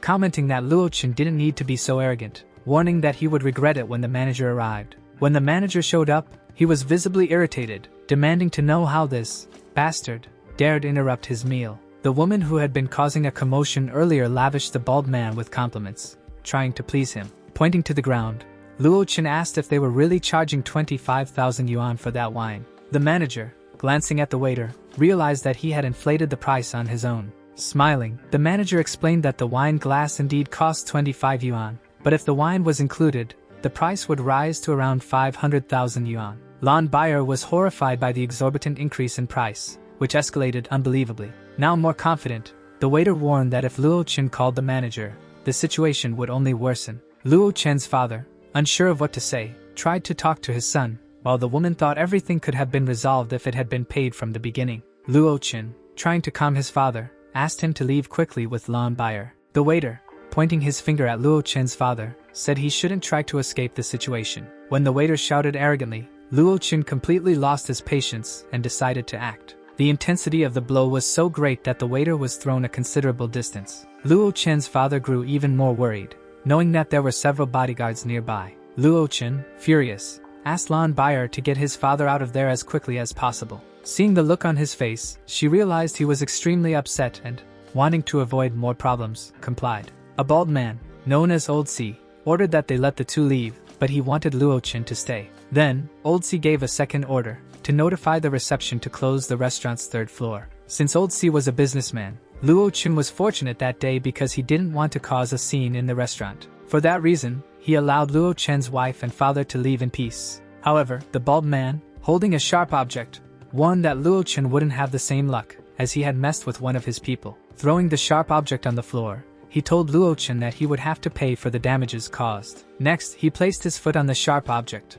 ordering Luo Chen to pick it up obediently. With an unconcerned look, he warned that Luo Chen wouldn't leave the restaurant alive. Luo Chen, trying to make sense of the situation, asked if they wanted not just his hand but also $1 million. The audacious bald man, with a sarcastic smile, asked if Luo Chen was speaking Greek, considering how hard it was to understand him. The protagonist, visibly unrestrained, asked if they knew who they were dealing with. The bald man, with his crude behavior, continued mocking Luo Chen, warning his friends that the young man was, in fact, someone important. The woman, who constantly interfered in conversations, started mocking Luo Chen's father's clothing, insinuating he looked like a beggar. The bald man, showing even more audacity and confidence, said that if Luo Chen wanted to call someone to defend him, he could do so. Luo Chen calmly, simply stated that everything was fine. The bald man, known by all as Old C, was curious to see who Luo Chen could summon. He warned that the young man had better pray that whoever he called would be strong enough to protect him. Old C then ordered the troublesome waiter to keep an eye on Luo Chen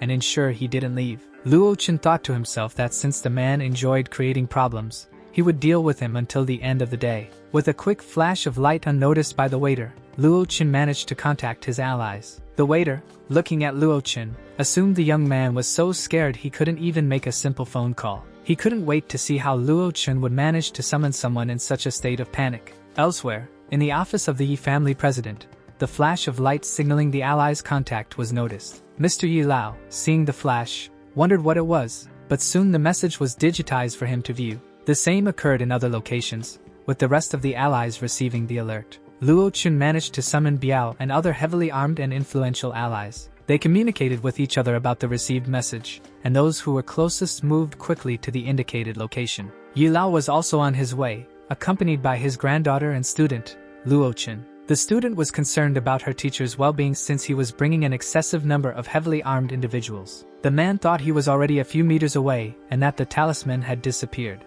Those types of spells were unknown even to him. The news also spread to the general section of Jing'an's armed forces. The large number of influential people traveling in vehicles to the city center caught the department's attention. Although the report had not yet arrived, most of the people involved seemed to have ties to the Yi family. The commander considered calling Yi Jingtian but changed his mind, thinking it would suffice to summon only Luo Chen. Meanwhile, at the renowned restaurant, Old C was growing impatient with the delay. 15 minutes had already passed, and he irritably asked where the people Luo Chen had promised to call were. The bald man, trying to stay calm, stated that he was patient and in good spirits, but would wait only 3 more minutes. The debt, he said, would be his, and he intended to settle it by using the old man and the woman they believed to be his wife. Meanwhile, Luo Chen's father and Lan Baier were outside, being watched. A voice then asked who was trying to deceive Lord Luo and demanded that the guilty person step forward. When Old C saw who was approaching, his body trembled as he realized it was Hong Biao. He knew this was not a man to be taken lightly. Hong Biao was not alone. He was accompanied by his entire crew, all well-armed and equipped. Terrified, the bald man fell to the ground and screamed in fear, saying he didn't know that man could be one of their allies. Even so, Biao advanced, holding a wooden bat. He placed it close to the man's face, making it clear that he had messed with someone far more influential than he had imagined. With Hong Biao and his entire crew present, the bald man knew his situation was far more dire than he had thought. While Biao dealt with the bald man, Luo Chen's phone rang, and he answered. On the other end was Su Lingqiu from the armed forces. Luo Chen asked what he wanted. With great respect, Su Lingqiu inquired if something was happening since the number of people gathered was unusually high. Luo Chen, in turn, asked what Su Lingqiu thought should be done to someone who mocked his father. The armed forces agent quickly understood the situation and ended the call after that. He instructed his subordinates not to intervene but to ensure the perimeter's security without drawing attention. One of Luo Chen's many allies, upon realizing he was late, felt disheartened. Guan Kun approached Luo Chen and apologized for being slightly delayed. Looking around, Guan Kun asked who had dared to provoke Master Luo. The man, visibly shaken and terrified, tried to utter Guan Kun's name. Unhappy to hear his name from that man, Guan Kun corrected him, enforcing discipline and making it clear that they were not close. He also warned that if anyone messed with Master Luo, it wouldn't matter how many reincarnations it took. Old Si thought Chen Chao was sending him to his grave, as the situation had escalated beyond anything he had imagined. If that wasn't enough, now Hong Biao and Guan Kun were present, and Yi Lao was also on his way. When Yi Lao arrived, he expressed his curiosity to know who had angered Mr. Luo so much, and Yi Zhitian wanted to meet that person. The bald man, desperate, tried to understand who this man could be, surrounded by the most powerful names. It was then that Luo Chen, staring intently at the bald man, asked how much the glass and the wine cost. He asked Hong Biao to show the recordings. Hong Biao, smiling, said he had already sent a copy to his phone. Luo Chen looked at the footage, where it was clear that the bald man had orchestrated the entire scheme, together with the waiter who had disrespectfully insulted Luo Chen's father. While watching the footage, Luo Chen observed the waiter, whose body was visibly trembling as he tried to escape the situation. When cornered, the waiter pointed to the boss and tried to feign innocence, claiming the entire idea was his. However, Luo Chen's patience had already run out. With just one glance, he caused the waiter's heart to stop. The waiter, collapsing to the ground and feeling an incomparable pain in his chest, managed to crawl for a short while before life left him. This event reaffirmed Luo Chen's power, and everyone there realized that, with a single glance, he could eliminate his enemy. Luo Chen concluded that threatening him and his father, and even wanting to kill them both, was too much for his patience. Old Si, desperate, begged for mercy from Master Luo, claiming that everything happened because he was unaware of the facts. Luo Chen asked Mr. Yi to destroy everything in the place that his eyes could reach. After that, he looked back at the bald man and said he would give him 7 days to rebuild everything exactly as it was. Luo Chen then ordered him to destroy it all again after rebuilding it. The bald man, thinking that losing just a bit of money was acceptable, felt relieved to leave alive. That was when Luo Chen told him to enjoy the last 7 days of his life. The rich and insensitive woman thought that people had finally moved from the door, clearing her way out. Feeling lucky for not being held accountable for anything, she quickly realized her face had been struck. Luo Chen was already outside, accompanied by the prominent figures who dominated that territory. When the message reached him, informing him that the responses about the person he had requested had been sent, Luo Chen read it carefully. He noticed that the answers he sought were linked to an email. After resolving everything, Luo Chen said goodbye to the people who were willing to help him. Walking toward his father, who was very worried, and Lan Bayer, he reassured them that he was fine. Even so, his father decided to check and asked why he looked so worn out. He wanted to know if those people had done something bad to him. Even though Luo Chen insisted he was fine, his father remained concerned. Holding his phone, Luo Chen remembered that after his father's death in his previous life, he was taken to the police station.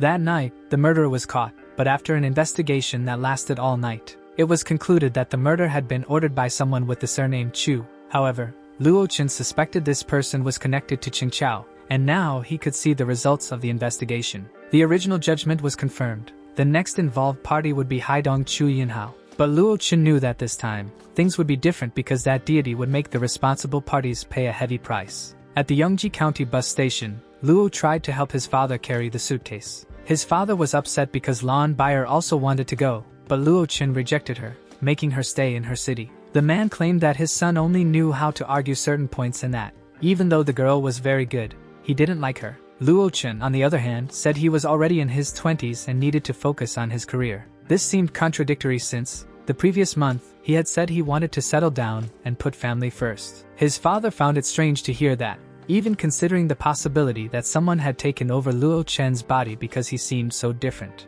With wisdom, Luo Chen told his father that if he were to change his mind, they should discuss his mother. At that moment, his father, not feeling well, complained of dizziness and discomfort from the trip. Additionally, the sun was making him feel disoriented, and he wanted to return home quickly. Now the two were back in their hometown, standing in front of the factory, where Luo saw his childhood friend, Yang Minghui, who was very happy to see him. The young man informed the boss that he was just about to call him and explain what had happened. Their relationship was good because, at 16, due to family issues, the young man was forced to leave school and start working. Luo Chen's father, seeing the young man's situation, offered to pay for his education. After graduating, he returned and insisted on working at the factory, even against the boss's wishes. Luo Chen's father could do nothing but let him work, and thus the two maintained a strong bond. A tall girl with long pink hair asked Uncle Luo not to blame Minghui. She explained that she was his new employee and hadn't yet adapted to the rules. Zhang Pan was Minghui's romantic partner,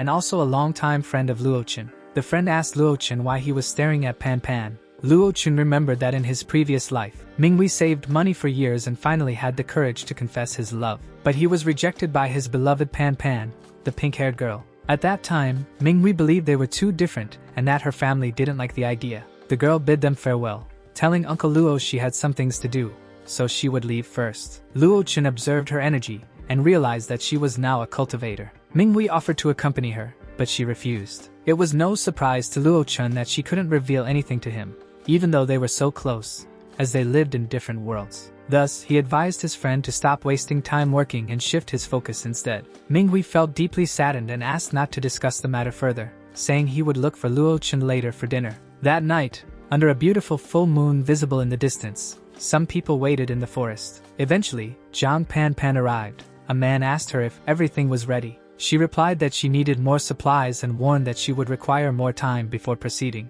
Their leader agreed, stating she was right and that they should pay closer attention to the matter. He revealed that they were planning to hold the ceremony that night and instructed everyone to prepare. Elsewhere, Minghui bid farewell to his friends, as someone handed him the phone Zhang Pan had forgotten. When he picked up the phone, a message arrived, and upon checking the timestamp, he saw it was 6:03 p.m. Minghui decided to go after her to return the phone, as the message included an address. Now, as he walked through the forest, he wondered who could have invited her to such a place. He felt sad thinking it might be someone she was flirting with, who had invited her late at night. In the forest, they might declare their love for each other, with the person asking her out, and she would accept, sealing it with a true love's kiss. He felt his body burning with anger. His eyes began to tear up from hatred, rage, and sadness. He resolved never to let such a situation occur, either in this life nor in any other. In the same forest, just a little further ahead, members of the cult were gathered. The man calling himself a master stood near a spring,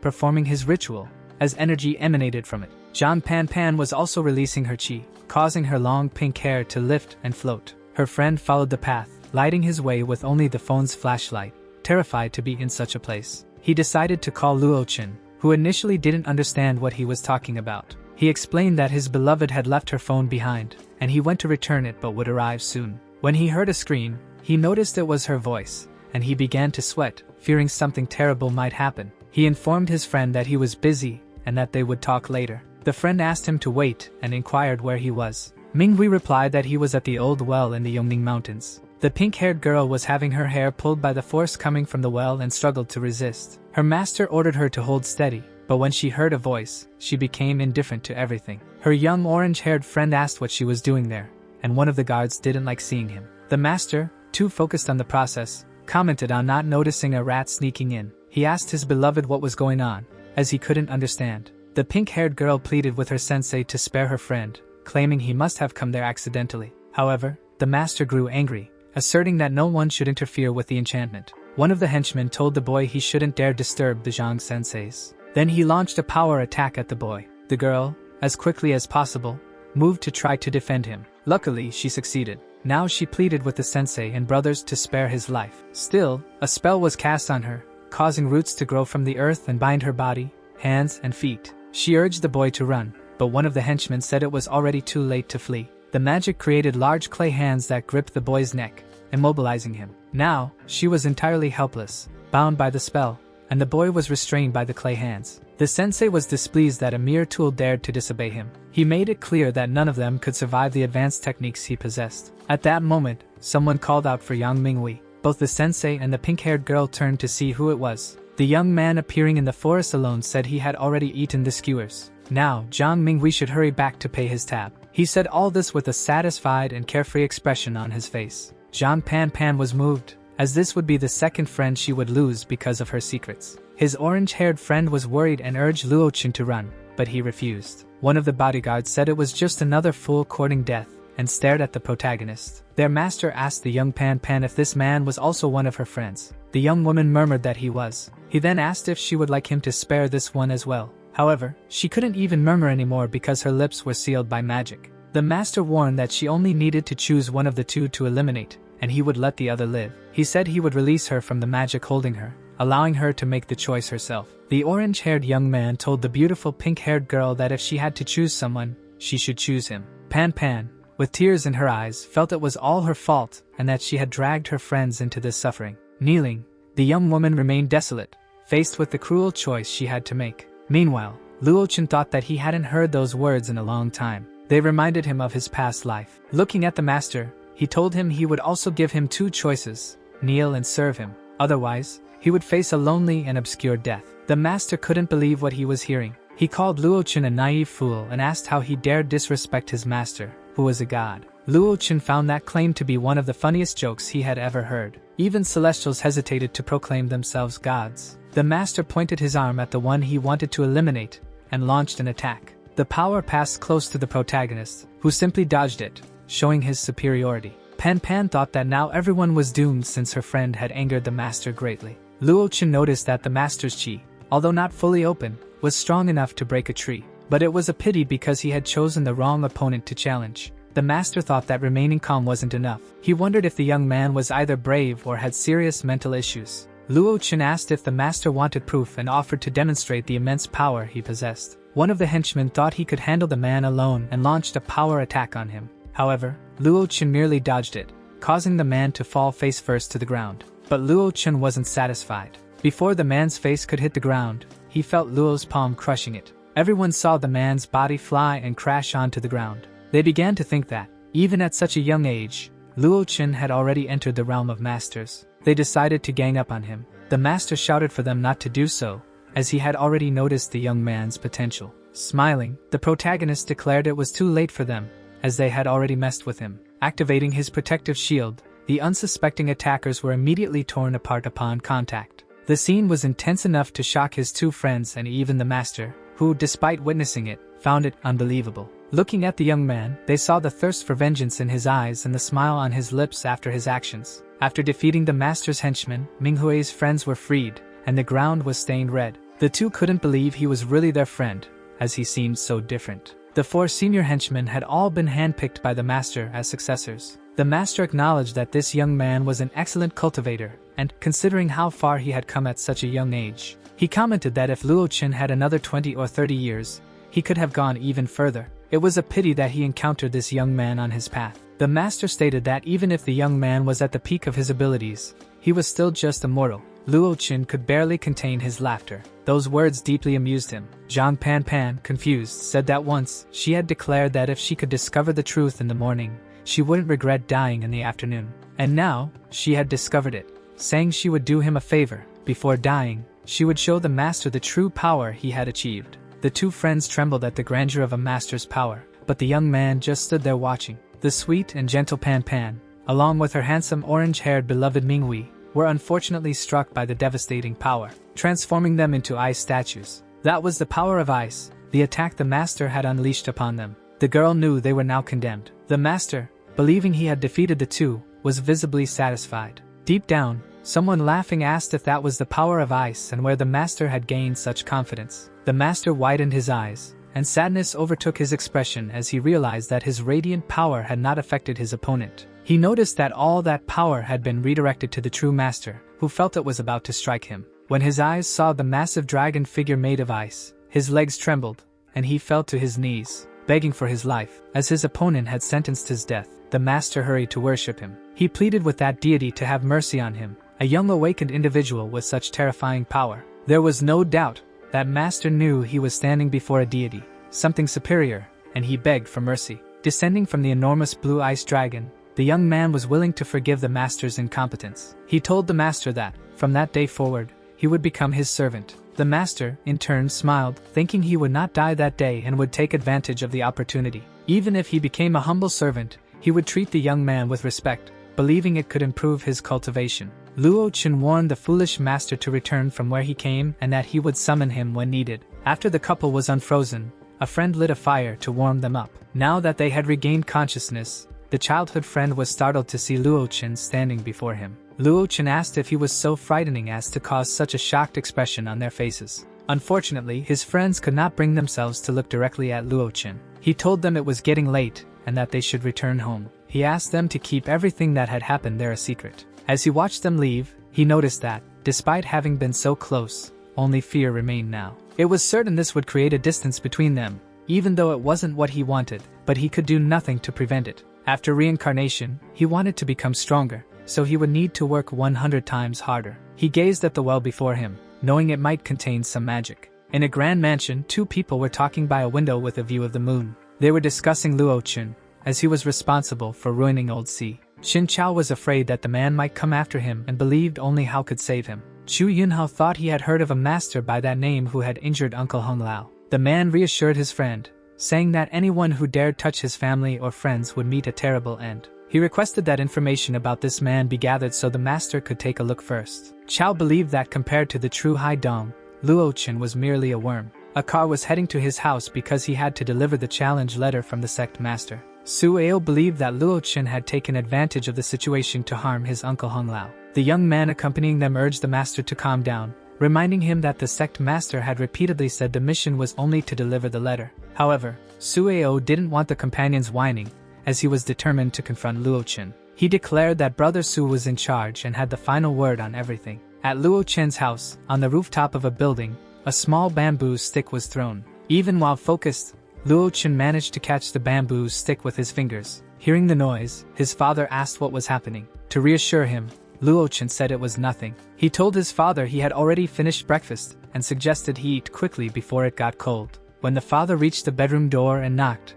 getting no response, he decided to open it. Upon doing so, he noticed his son was no longer in the room, seeing only the open window. Luo Chen was already outside the building, walking toward those who had summoned him. As he approached, Sueo asked if he was Luo Chen and remarked on how quickly he had arrived. The young man wanted to know if the suffering man belonged to the Baji sect. With a broad smile, the man claimed to be the seventh disciple of the sect master Feng Tianlei and assumed the young ones had heard of his great name. He added that they wouldn't want to experience the torture of being stabbed with multiple daggers. Calmly, the young man asked who had given him the address. Sueo felt insulted when he noticed that Luo Chen showed no interest in what he was saying and, worse, dared to ask questions. With a stern expression, he repeated the question, who had given him the address? Sueo couldn't tolerate the disrespect and lunged at Luo Chen, believing he could crush him with a single strike. He said that if Luo Chen was so eager to know, he could ask Yama himself. As he tried to attack, Sueo proclaimed himself the #1 martial arts master of Haidong.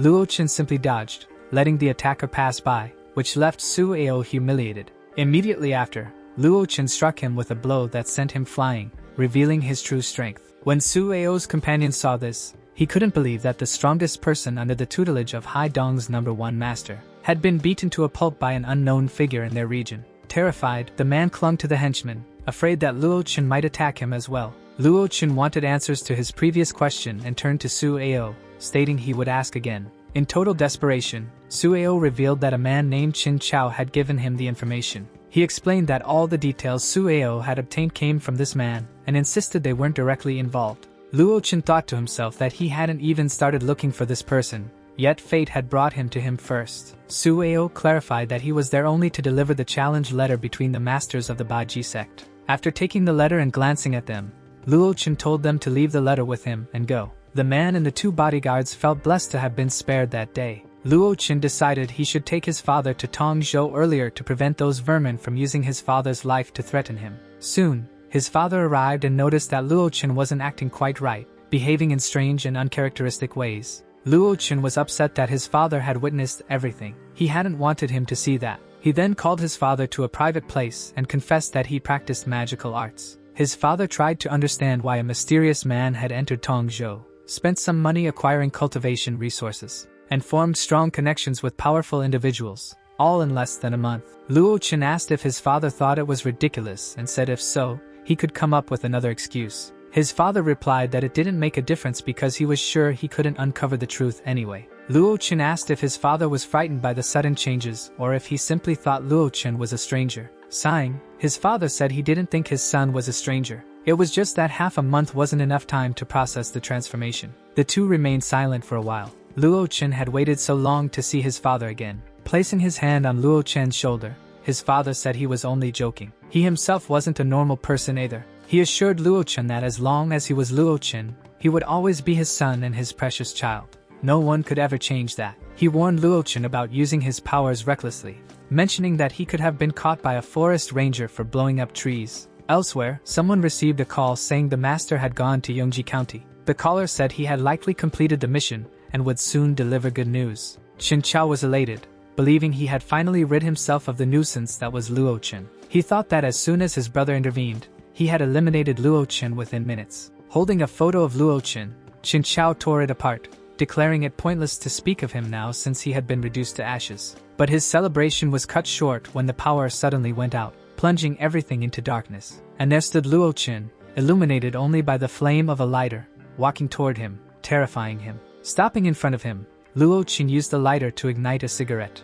Qin Chao, horrified, asked how he had gotten there. He thought it best not to come even 1 centimeter closer, wondering if Luo Chen was a ghost. Luo Chen, staring at the man, said he had taken some time to make his death more interesting. Determined to eliminate him, Qin Chao grabbed a small dagger, screaming that he wasn't afraid of Luo Chen. But his attempt was completely futile as Luo Chen effortlessly stopped him. With his hand firmly gripping Qin Chao's, the dagger slipped from his fingers. It was then that Qin Chao realized Luo Chen wasn't a ghost, but he still couldn't believe he was alive. Screaming for Luo Chen to let him go, Qin Chao's pleas were interrupted by a punch to his face. With his nose injured, he held his face, feeling intense pain. He asked how Luo Chen dared to hit him, thinking that things wouldn't end well. He needed to buy time until his father returned. He tried to threaten Luo Chen, asking if he knew who his brother was, the great master of the Chu family in Donghai. He promised to keep everything quiet if Luo Chen ran away immediately. Luo Chen, with cold indifference, told him to shut up, suggesting that perhaps the pea in his brain would start working.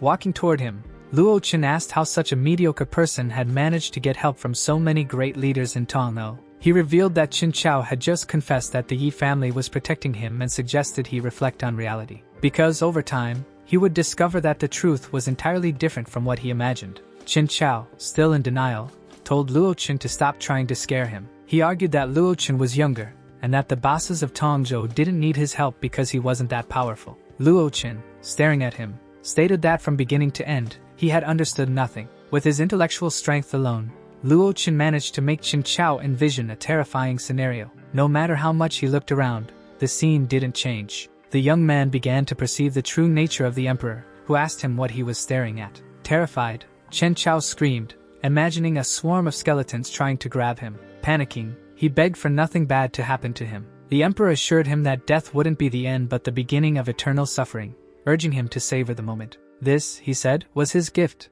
an endless nightmare. While the young man sat there, his body appeared at rest, but his mind endured all sorts of torment. In the Bright Moon Hotel office, Luo Chen's father asked where he had been. Luo Chen explained that he had worried his father wouldn't get used to the hotel's amenities, so he went to the market to buy some tools and accessories. His father, recalling that it wasn't as if he had never lived elsewhere, told him not to worry about it. Luo Chen, however, thought that even after dealing with the enemy, he couldn't relax, leaving his father in this city. He asked if there was something his father wanted to tell him. Scratching his head and realizing there was no way to avoid it anymore, his father began to talk about Luo Chen's mother. He had always wanted to know more about what had happened to her. Luo Chen paid close attention, knowing his father cared deeply about this subject since, as far as he could remember, he had never met his mother. Every time he asked his father about her, it seemed to make him uncomfortable. After a long sigh, his father admitted that he had once wanted to bury that memory deep in his heart. But after seeing all of Luo Chen's power,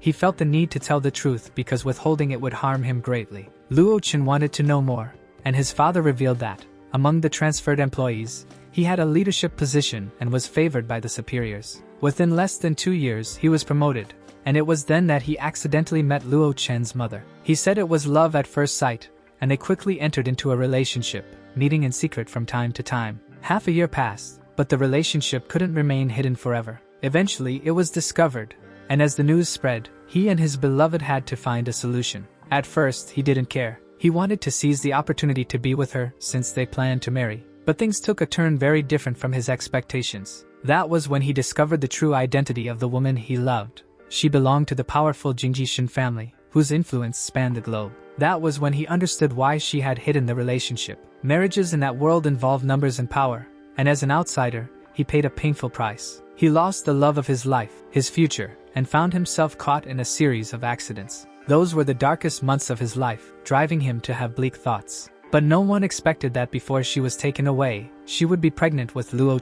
When she realized this, she managed to escape the family with great difficulty. He would never forget the moment she returned to him. Afterward, he secretly took his wife to Yongji County and hid her in an abandoned house. There, they lived peacefully, without witnesses. Perhaps the Shin family never imagined he would return to his hometown. They spent 8 tranquil months until the child was born. His wife believed the child's existence could change everything. When the child turned 1 month old, they returned to Jingji. But things didn't go as expected. The Shin family not only rejected them but also insinuated that they had lied about their names. Even the family patriarch appeared and ordered that they could never see his wife again. To protect the child, she hadn't contacted them for the past 20 years. It was as if she had never existed. The father felt an urgency to see her again but feared putting the child in danger. Meanwhile, the child grew, and the fear only intensified. Hearing all of this, Luo seemed to begin to understand his father's situation. The father said that, in the end, he chose to give up, but his only wish was to take care of his child and live a normal life. Looking at him, Luo thought he never imagined his father had such a dark past. He told his father that he could rest assured because he would find his mother, and no one would be able to stop him. The father, satisfied, believed that if anyone could do it, it would be his son, but he knew the Shin family's influence was immense. When Luo called for his father, the man assumed his son wanted to ask for something else but warned that he wouldn't give her name or show any photos. He said that if Luo didn't have the necessary ability to investigate, it would only bring trouble for himself. Luo then asked another question. He wanted to know where the nearest area of significant influence was in Tongzhou. Meanwhile, in Haidong, the sect master was informed that the challenge letter had been sent to Luo. The master wanted to know if Luo had confirmed his presence and if anything else had occurred. The young man replied that nothing of significance had happened. The master told him he could leave since Lin Haong had gone to the northeast and the Baji sect had been approved. The hope now seemed perfectly justified. Biao called Luo and informed him that the problem had already been resolved,